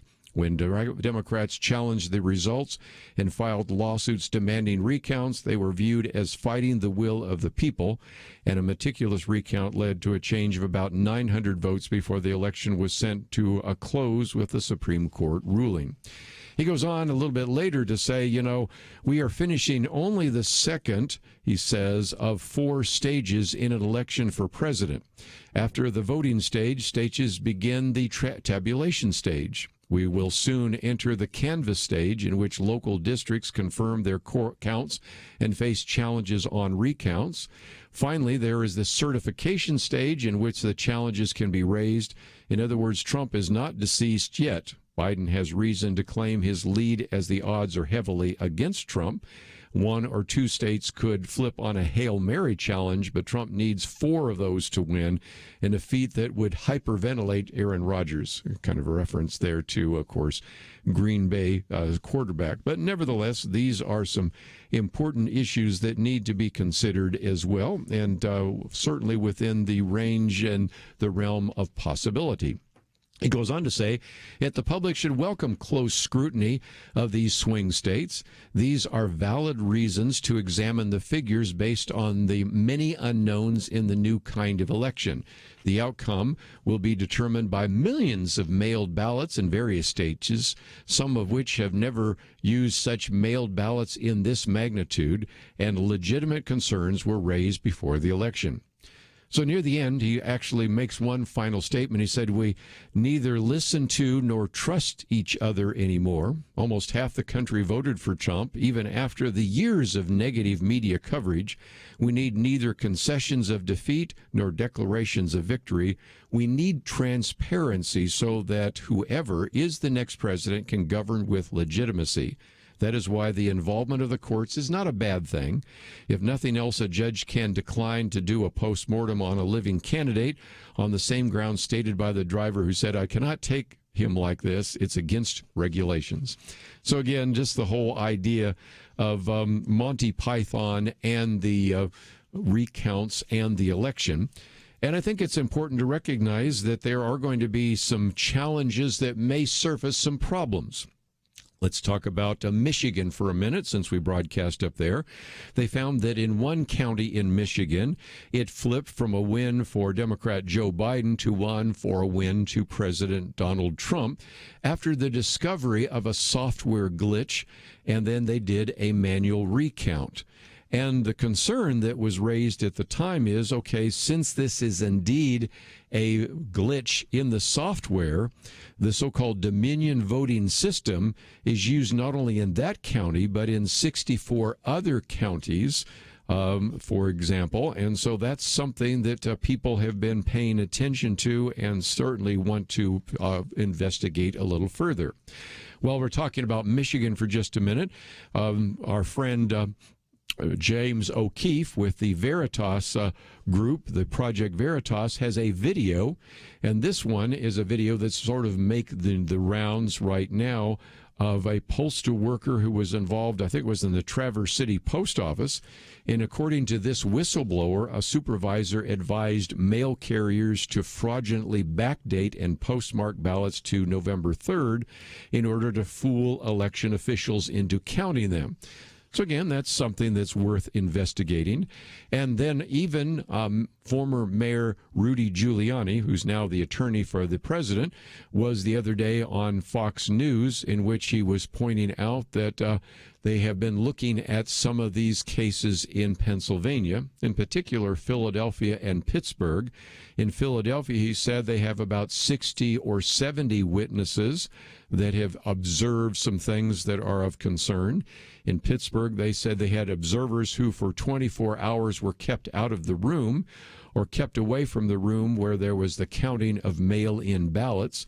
And so as a result, during that period of time, about 135,000 of those ballots were counted without the kind of transparency necessary. They also point out that there was one situation in which the court ordered that the various observers should be allowed to be 6 feet closer to the counting. And so the individuals, primarily Democrats, just simply moved the counting place 6 feet further away. And that's well documented on a videotape. And, of course, then there are all sorts of mail-in ballots that have now been separated from their envelopes, about 450,000. And so that's the difficulty. Has any kind of voter fraud taken place? Well, I believe in human sinfulness and human sin nature, so I'm sure that is the case. But is there enough to actually overturn even any of these elections in any of these states? That's going to be, I think, the big challenge. Because going back to the 2000 election, Al Gore had it a little easier because he could focus all of their time and attention on one state. In order, in this case, for Donald Trump to reverse this, you have to have individuals focusing on about 4 or 5 states, one of which, as I mentioned just a minute ago, Arizona, doesn't look like it's going to allow a recount. And so as a result, it just doesn't seem like this is something that can actually be turned around. But we're going to take a break, and when we come back, we'll get into a couple of other issues. And most importantly, Joe Biden's not waiting to try to figure out what he wants to do in his first day in office. So we're going to talk about that as well right after these important messages.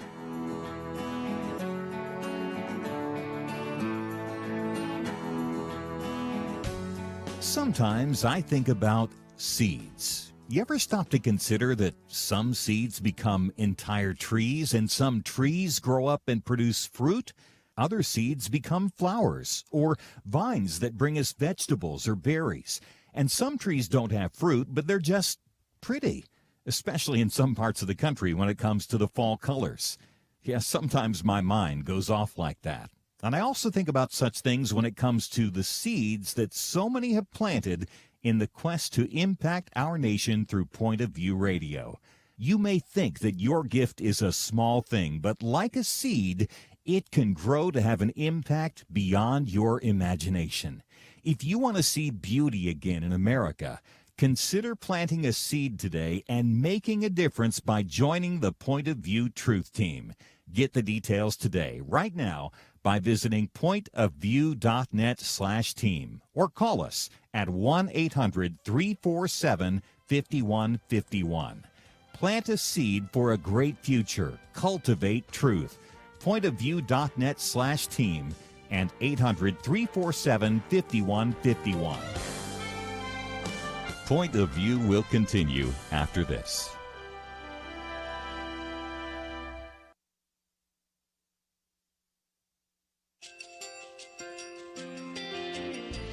I just want to thank you so much for all the wonderful programming you have. You're just absolutely fantastic. I recently started listening to Point of View, and I really found it interesting because of the different subjects you cover. Thank you for that. I really appreciate everything that you do in keeping us informed. Thank you, Kerby, for everything that you have been doing. I appreciate all the work that you're doing, advocating for the Word of God. Thank you so much. Point of view, I think, is absolutely necessary because it's a Christian perspective, a biblical worldview perspective, and receive very current, up-to-date information about what is really going on, week to week in our culture, which is changing so rapidly, and yet it's morally sliding backwards. Yeah, first of all, I thank you guys. Y'all's program is wonderful, and enjoy it every day. I learn so much every time I listen to it. Point of View Radio Talk Show.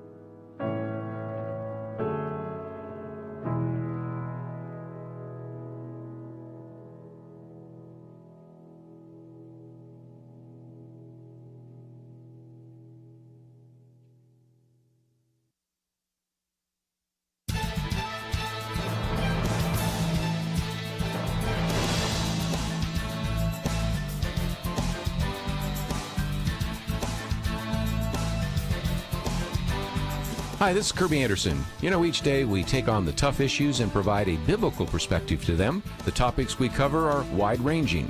Apologetics, theology, prophecy, creation and evolution, intelligent design, marriage, family, child-rearing, the millennial generation, friends and society, politics, economics, business, religious liberty, the Constitution, public policy, foreign policy, military policy, tensions in the Middle East, abortion, homosexuality, pornography, sexual ethics, media, technology, history, and America's godly heritage.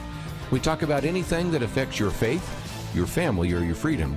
So don't go anywhere, because Point of View continues right now.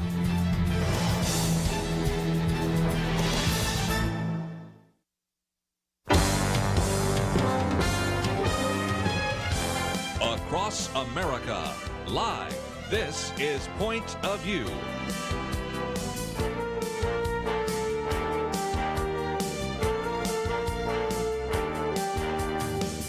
And now, Kerby Anderson. If you'd like to join our conversation, the number is 1-800-351-1212. Before we move on to some of the other issues, I thought just for a minute I would quote from a very good piece by Gary Bauer. It's on our website in case you'd like to reprint it later on. But Gary Bauer referred to what was taking place around the country as kind of a colossal embarrassment.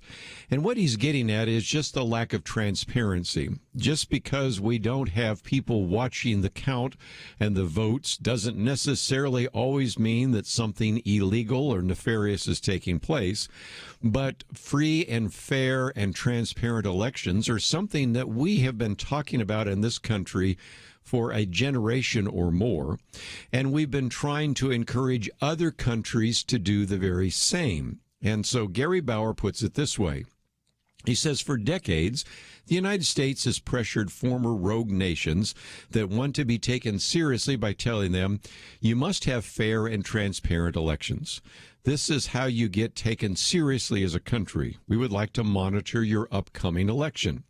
So Gary Bauer says that we tell them that U.S. observers will examine ballot security measures to ensure that ballots are going to citizens of their country and that each citizen is getting one and not multiple ballots. We tell them that U.S. observers want to be at the ballot counting locations and that we want to see that representatives of all parties are able to observe the counting process. And we tell them that we want to watch the reporting process from the Central Election Authority so we can ensure that ballots are secured from the time they are counted to the time the results are reported. And if you look at this long history, you've had people as eminent as the former president, Jimmy Carter, who have been some of those observers. You've had former members of the Federal Elections Commission. You've had members of Congress that have sometimes been observers, and that has been a very important and I would even say noble tradition of America wanting to actually send observers to other countries so that that country doesn't look like a banana republic, but instead looks like one that has had free and fair and transparent elections. But then Gary Bauer goes on with his final two paragraphs by saying, under the criteria we have used to judge other countries, we have not our own obligation for free and fair elections in city after city, which he said is run by left-wing socialist Democrats. That should bring a sense of outrage and shame to all Americans. He says the State Department should say that we will no longer send representatives to judge other countries because Democrats just proved we are incapable of upholding the standards we expect of other nations. Again, just because we don't have the kind of transparency that we would like doesn't always mean that voter fraud has taken place. But I think we also are starting to see little anecdotes coming in suggesting maybe it does. And I'm hoping, if nothing else, that even though it's kind of unlikely that this election's going to be overturned, that maybe this could be a teaching moment for showing people why we have certain regulations in the various election situations and election groups and commissions in the various states so that a disaster doesn't unfold again. And so I'm hoping that will be the case.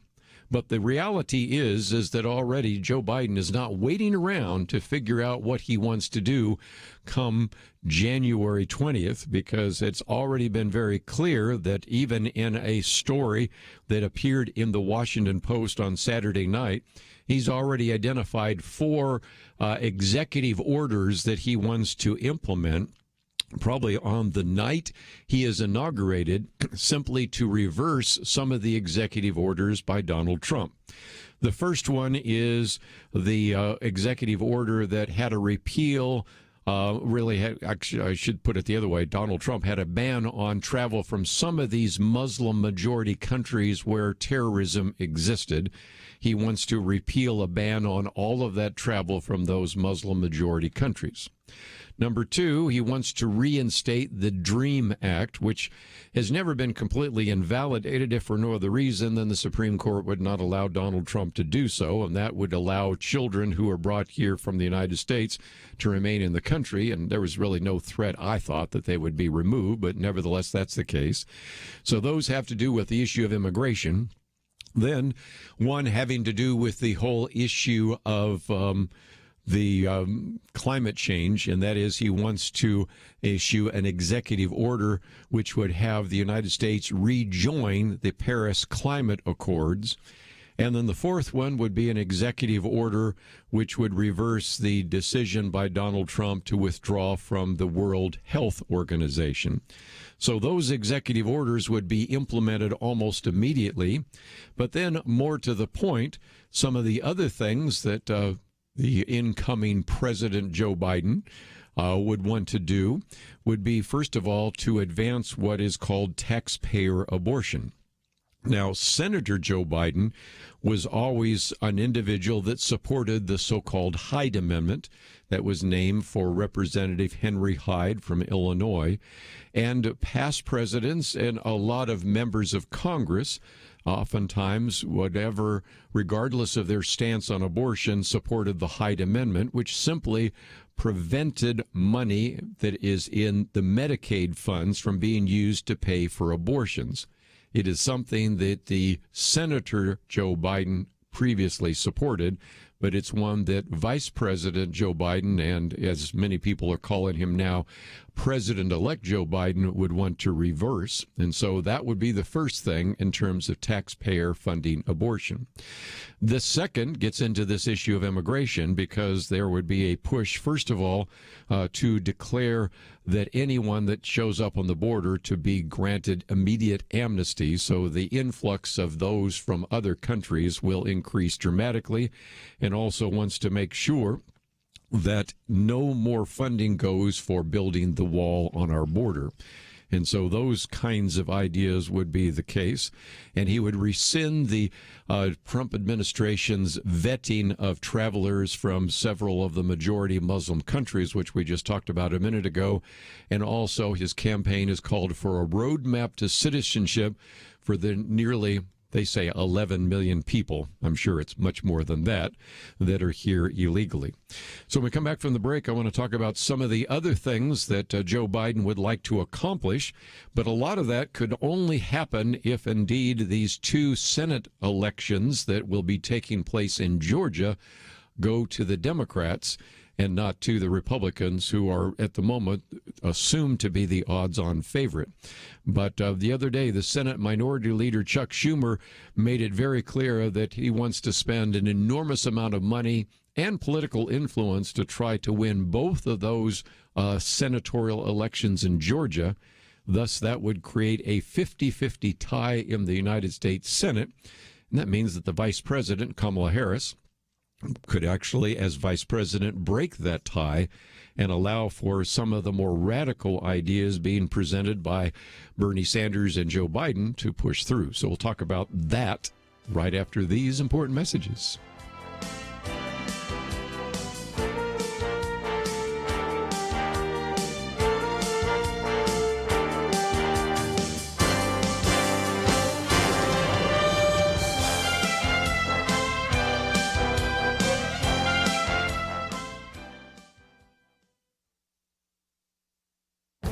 This is Viewpoints with Kerby Anderson.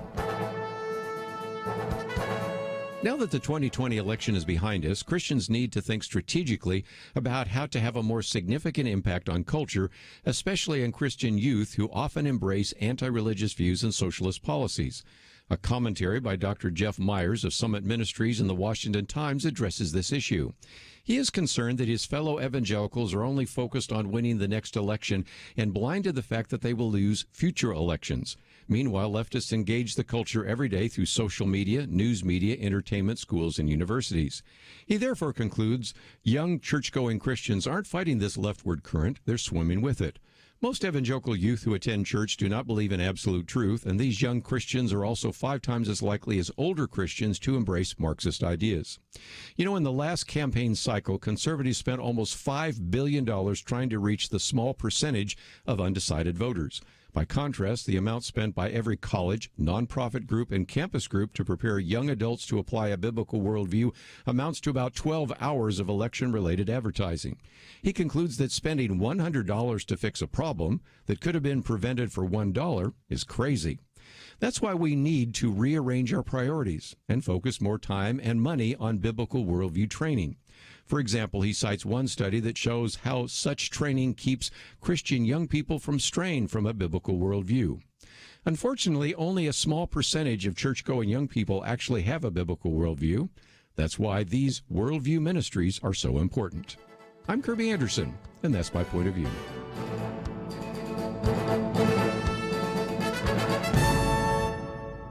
For a free copy of Kerby's booklet, A Biblical View on Loneliness, go to viewpoints.info/loneliness. That's viewpoints.info/loneliness.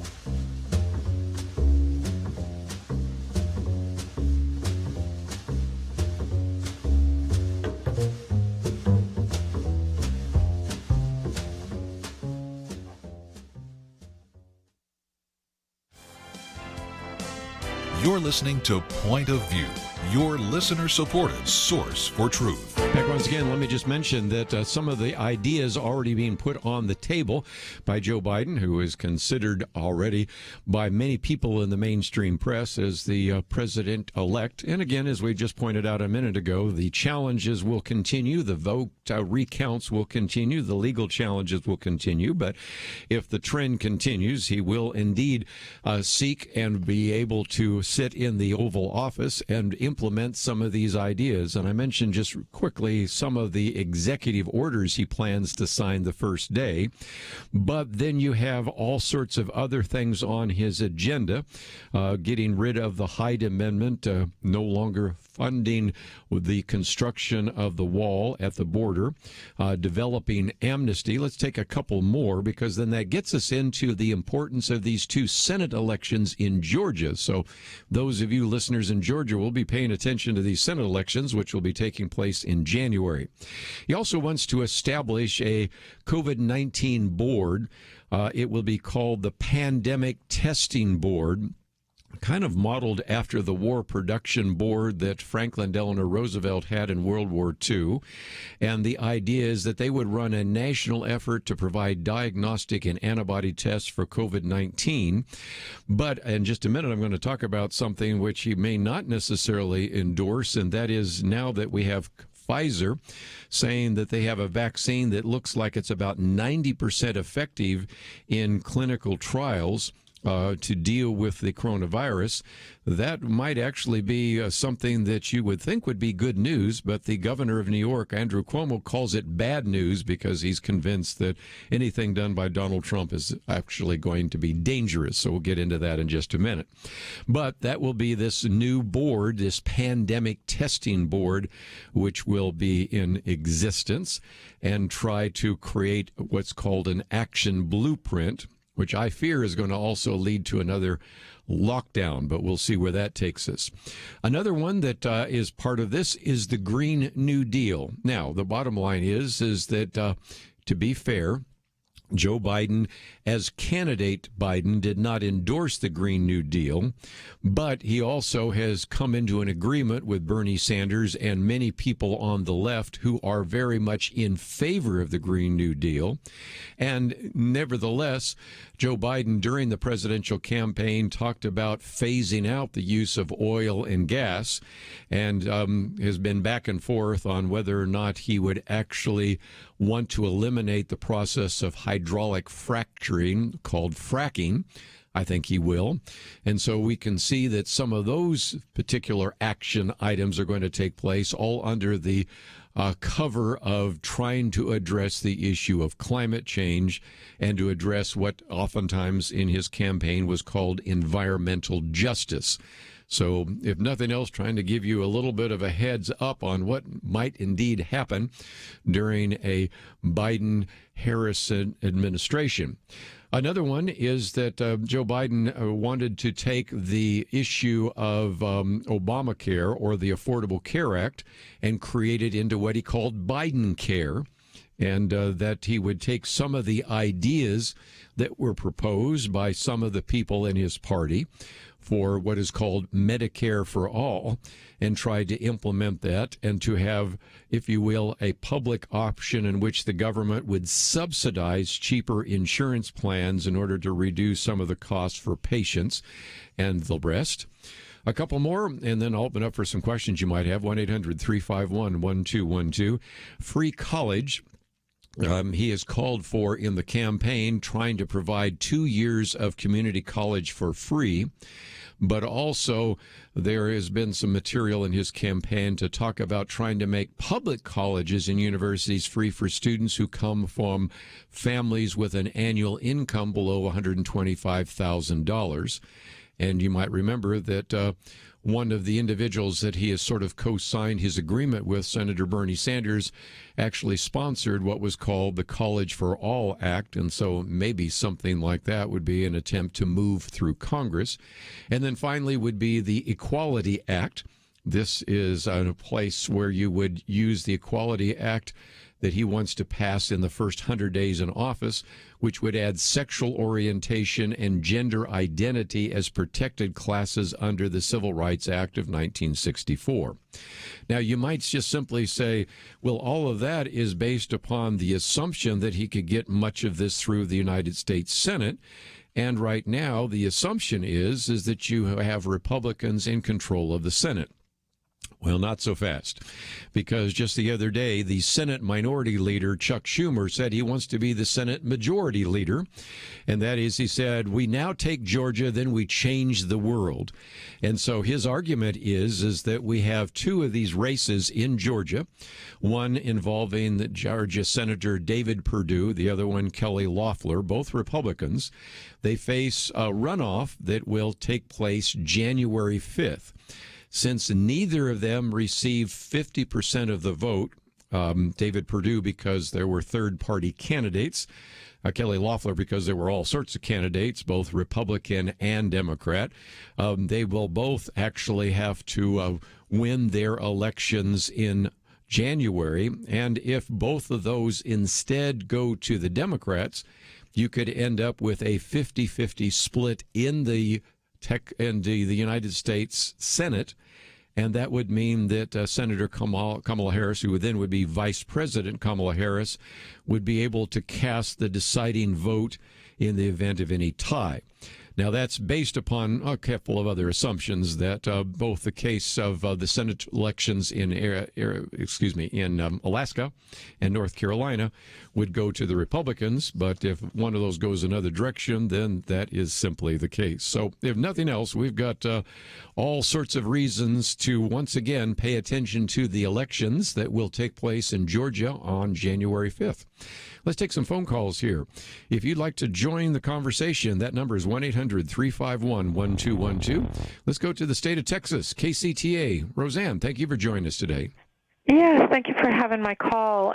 I was going through my phone, and I, by the suggestion of a friend, found this article, and it reads, a third study now finds that COVID-19 antibodies fade very, very quickly, rendering the vaccine useless. And as I'm reading this article, I scroll down, and it says not only do the antibodies fade and perhaps fade very quickly, studies have also shown that only 15% of those who test positive for antibodies make the neutralizing antibodies necessary to develop immunity in the first place. In other words, it's not people are not responding the way they would, I guess, normally to any other vaccine that would help them. It wouldn't work. So, but my question is, because I don't see people, I see people getting infected by it, or I hear about it. I don't see a lot of it, and I know because in my family we all got it, and it wasn't very bad at all. Though my mother passed away, she was 100, so it wasn't dangerous to most of us. And personally, I feel like life can go on for most of us. And for those people who want to get the vaccine, go ahead and get it. But I don't know why we have to wait for life to get back to normal, to take our mask off until this vaccine comes around. Can anybody explain? Does anybody have any good kind of explanation to offer us as to why we are still panicky as we are? Yeah, well, good question.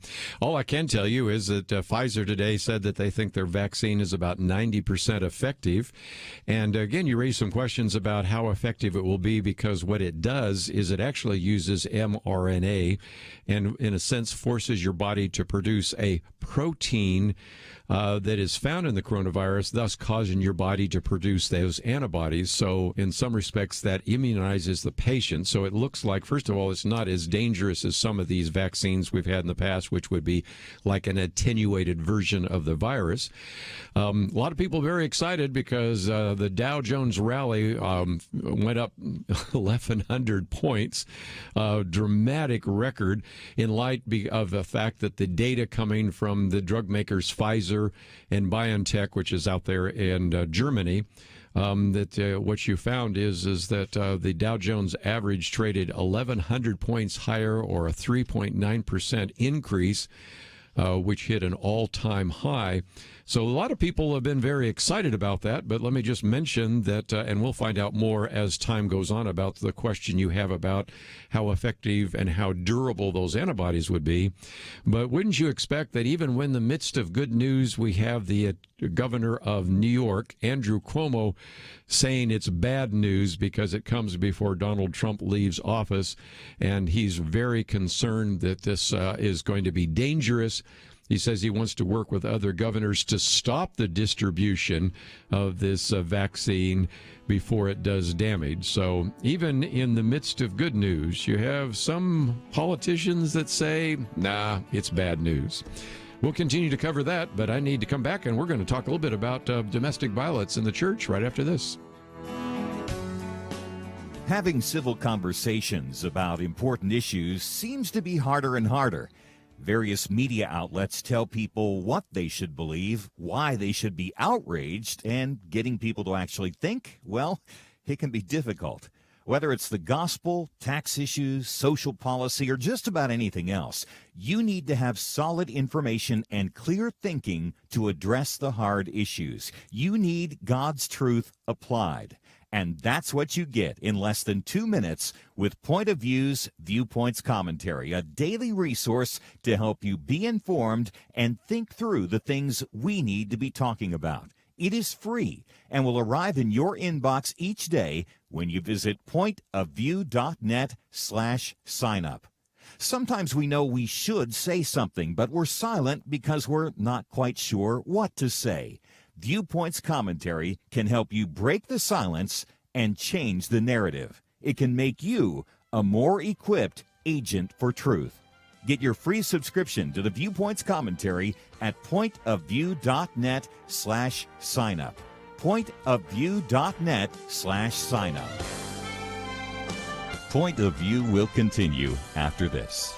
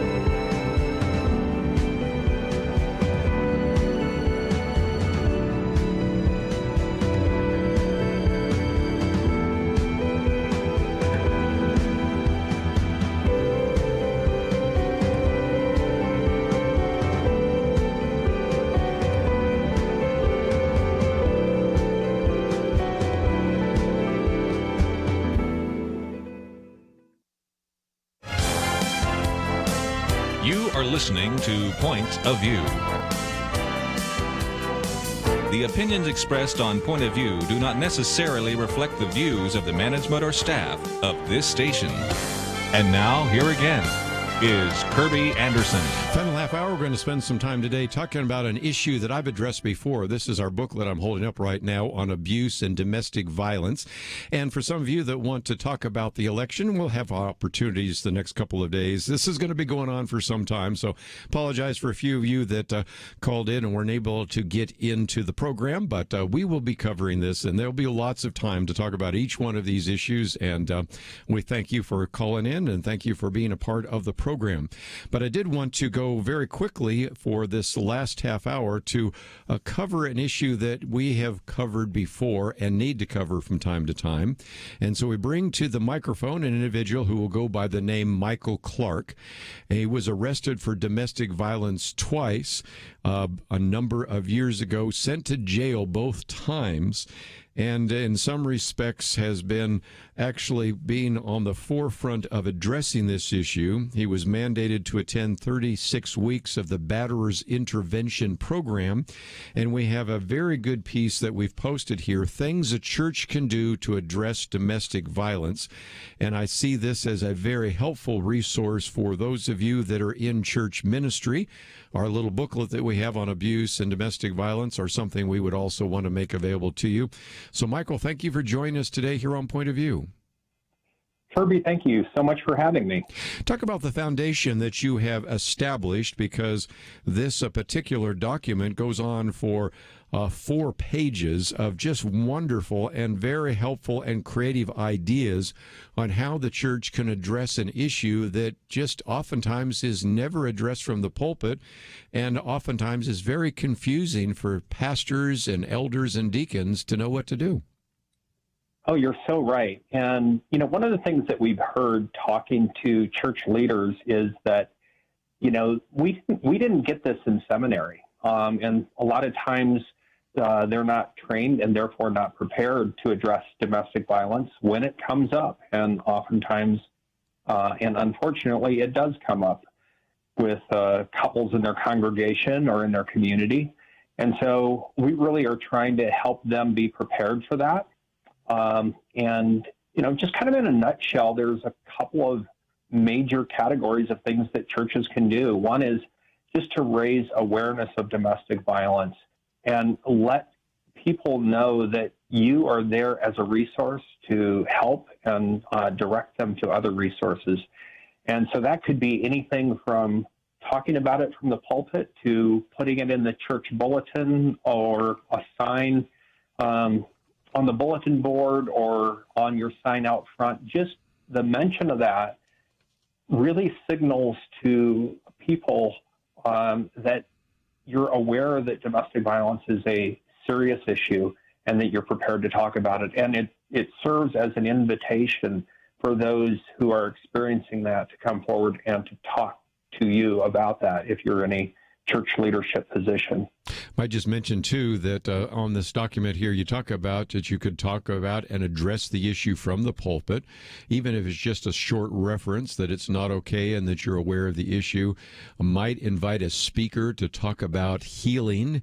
And again, even in our booklet, we talk about some of the resources. We've had, of course, people like June Hunt and others on the program, her book on how to rise above abuse. And there are various books that have been published over the years, When Men Batter Women, Breaking Free from Partner Abuse, and even the verbally abusive relationship. So all sorts of different aspects of that. There are more resources now available, Michael, than we've ever had before. And whenever I've had a chance to teach in a seminary, which in the past used to be a lot more than now when I do the daily radio show, I've tried to raise those issues because, as you said, we live in a world where this was never discussed. And even if a spouse would come in and raise the issue, the natural reaction is, oh, I can't believe that. He or she is just an acceptable member of our society. We can't imagine that. And so there's been almost a sense of denial. But fortunately, there are a lot of resources that make it much easier for some of the pastors listening here, some of the Sunday school teachers listening here to actually address this issue and do something about it. Yes. And one of the angles that we take that we think is pretty unique is that we offer resources to help address it at the source with the person who's causing harm.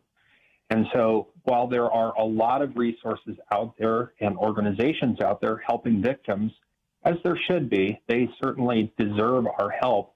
We really think that the most efficient and effective way to address domestic violence is to get to the source with the individual who's causing harm. And so a lot of what we do is provide guidance and encouragement for change for those individuals.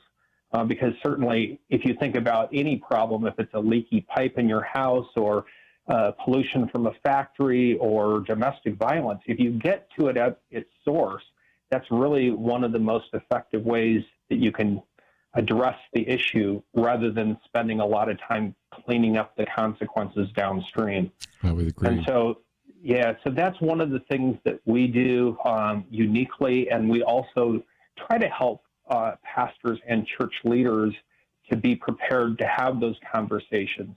And, thank you for your great introduction, because that was me 15 years ago, of that individual who was causing harm, who knew he didn't want to be doing this, but didn't know how to change. And so being able to go to church and to get guidance of, just pointed in the direction of, here's how you need to think about it differently. Here's some things that you can do. Here's some actions that you can take and some work that you can do is so helpful, because we know churches and pastors are on the front lines of this issue. Somebody listening right now says, you really are talking about me or somebody that I know. And you talk about on your website, the change process. Number 1, desire change. That makes sense. Number 2, prevent rage. And you talk about rage warnings, things like that. Number 3, identify root causes. And number 4, challenge thoughts. And then, of course, how to measure all of that and the God factor. So talk about what is available on your website, because I want people to click on our website, pointofview.net, and then they can visit the website. They can also find the article on church and domestic abuse. But talk about how they can use that, even if they are not necessarily in a church leadership position, but know somebody would benefit from this. Yeah, absolutely. And our website really is the gateway to everything that we offer. As you mentioned, we try to outline a change process there. One of the things that we find is it's just important for people to know that change is possible, that there's a process, and that others have done it, and hopefully they can see themselves doing that. And that reduces one of the biggest barriers we see for people getting help, is that you have to know all of those things. And so then we try to spell out a change process there. We offer resources. We have a workbook we call the guidebook, which they can work through. It's self-paced, provides information, and there's reflection questions in there and exercises to do.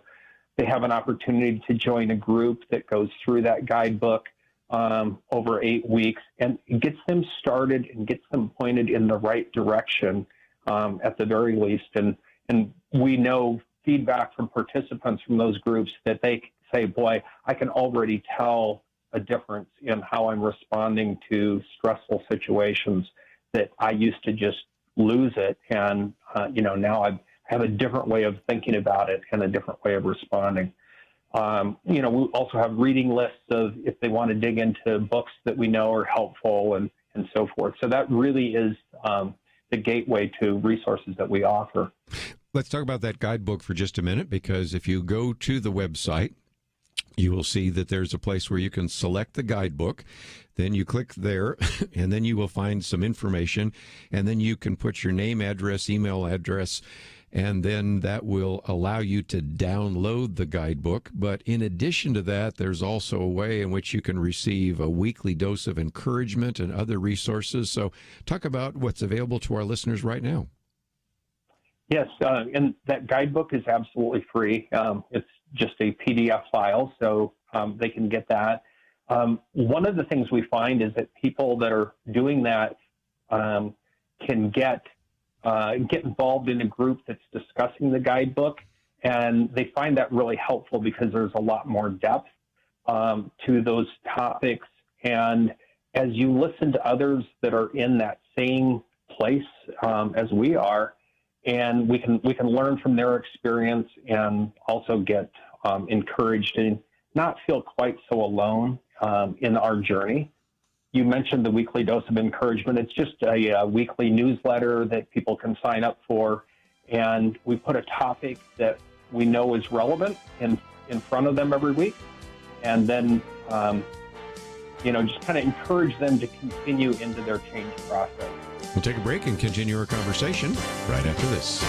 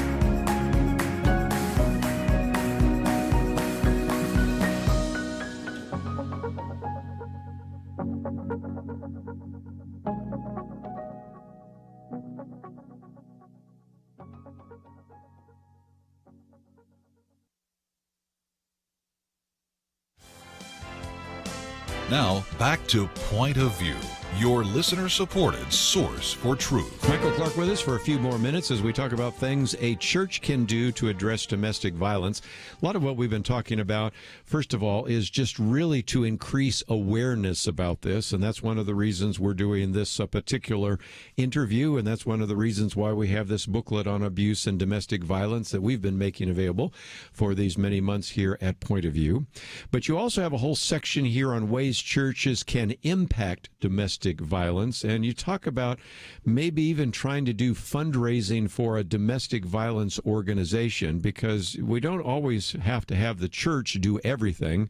The church can partner with an organization that's in the area to do that, maybe also to serve as an accountability team. So let's work our way through some of the things that churches can constructively do to address this issue of domestic violence. Right, Kirby, you're so right. It doesn't make sense for churches to feel like they have to do all this alone. certainly tap into the resources in your community and that are out there available, especially organizations that specialize in addressing the issue of domestic violence. So whether you're just helping them as a partner organization financially or with supplies for a shelter, or making referrals to that organization or tapping into them to bring their knowledge into, for example, training your staff or hosting a community forum talking about domestic violence. All of those are really good ways of partnering with those other organizations and tapping into their expertise. Yes. One of the things that you also can do is, of course, partner with some of the local counselors. But, Michael, for just a minute, you have a whole section here on classes, seminars, and groups, because, as I've said before, churches don't always have to reinvent the wheel. They can just provide a context. And you could simply say, we're going to have a class on anger management, and there's an online anger management course. There are various programs like Caring Dads and the 33 series and the Ultimate Journey. Talk about that, because again, individuals listening to this right now might want to have access to that. But again, I know we have pastors and elders and deacons and Bible fellowship leaders and small group leaders who might say, this is an issue, but I am way out of my depth on this. But are there some books, resources, classes, seminars, groups, and things like that that we can point people to? Right. And those classes are especially helpful because anytime we have behavior that we're trying to change, we need to replace it with something better. And so those classes that can help us understand our true identity in Christ, classes that talk about, how can I show up in my marriage? Can I show up as a wife or a husband, as a mother or a father, and handle those difficult and stressful situations that come along with parenting or with relationships? And, we have an opportunity as the church to, offer those kinds of programs. And, maybe I didn't get modeled healthy dynamics in my family of origin when I grew up. But now, as I look around my church, I see other folks that actually do it pretty well. And we can talk specifically about how God's designed those relationships to go and how he's calling us into showing up in those relationships in a healthy way. So those types of classes are really helpful because we have to replace the old with something new and something better and something healthy and consistent with how God designed us to be. I talked about some of the classes and those kinds of things, but also mentioned books. And talk about your book, From Villain to Hero, Encouragement and a Map to Stop Domestic Violence or Abuse That Hurts the Ones You Love. That is a resource that's still available, isn't it? It absolutely is. You can find it on Amazon and on Kindle or Audible or print form, also on our website.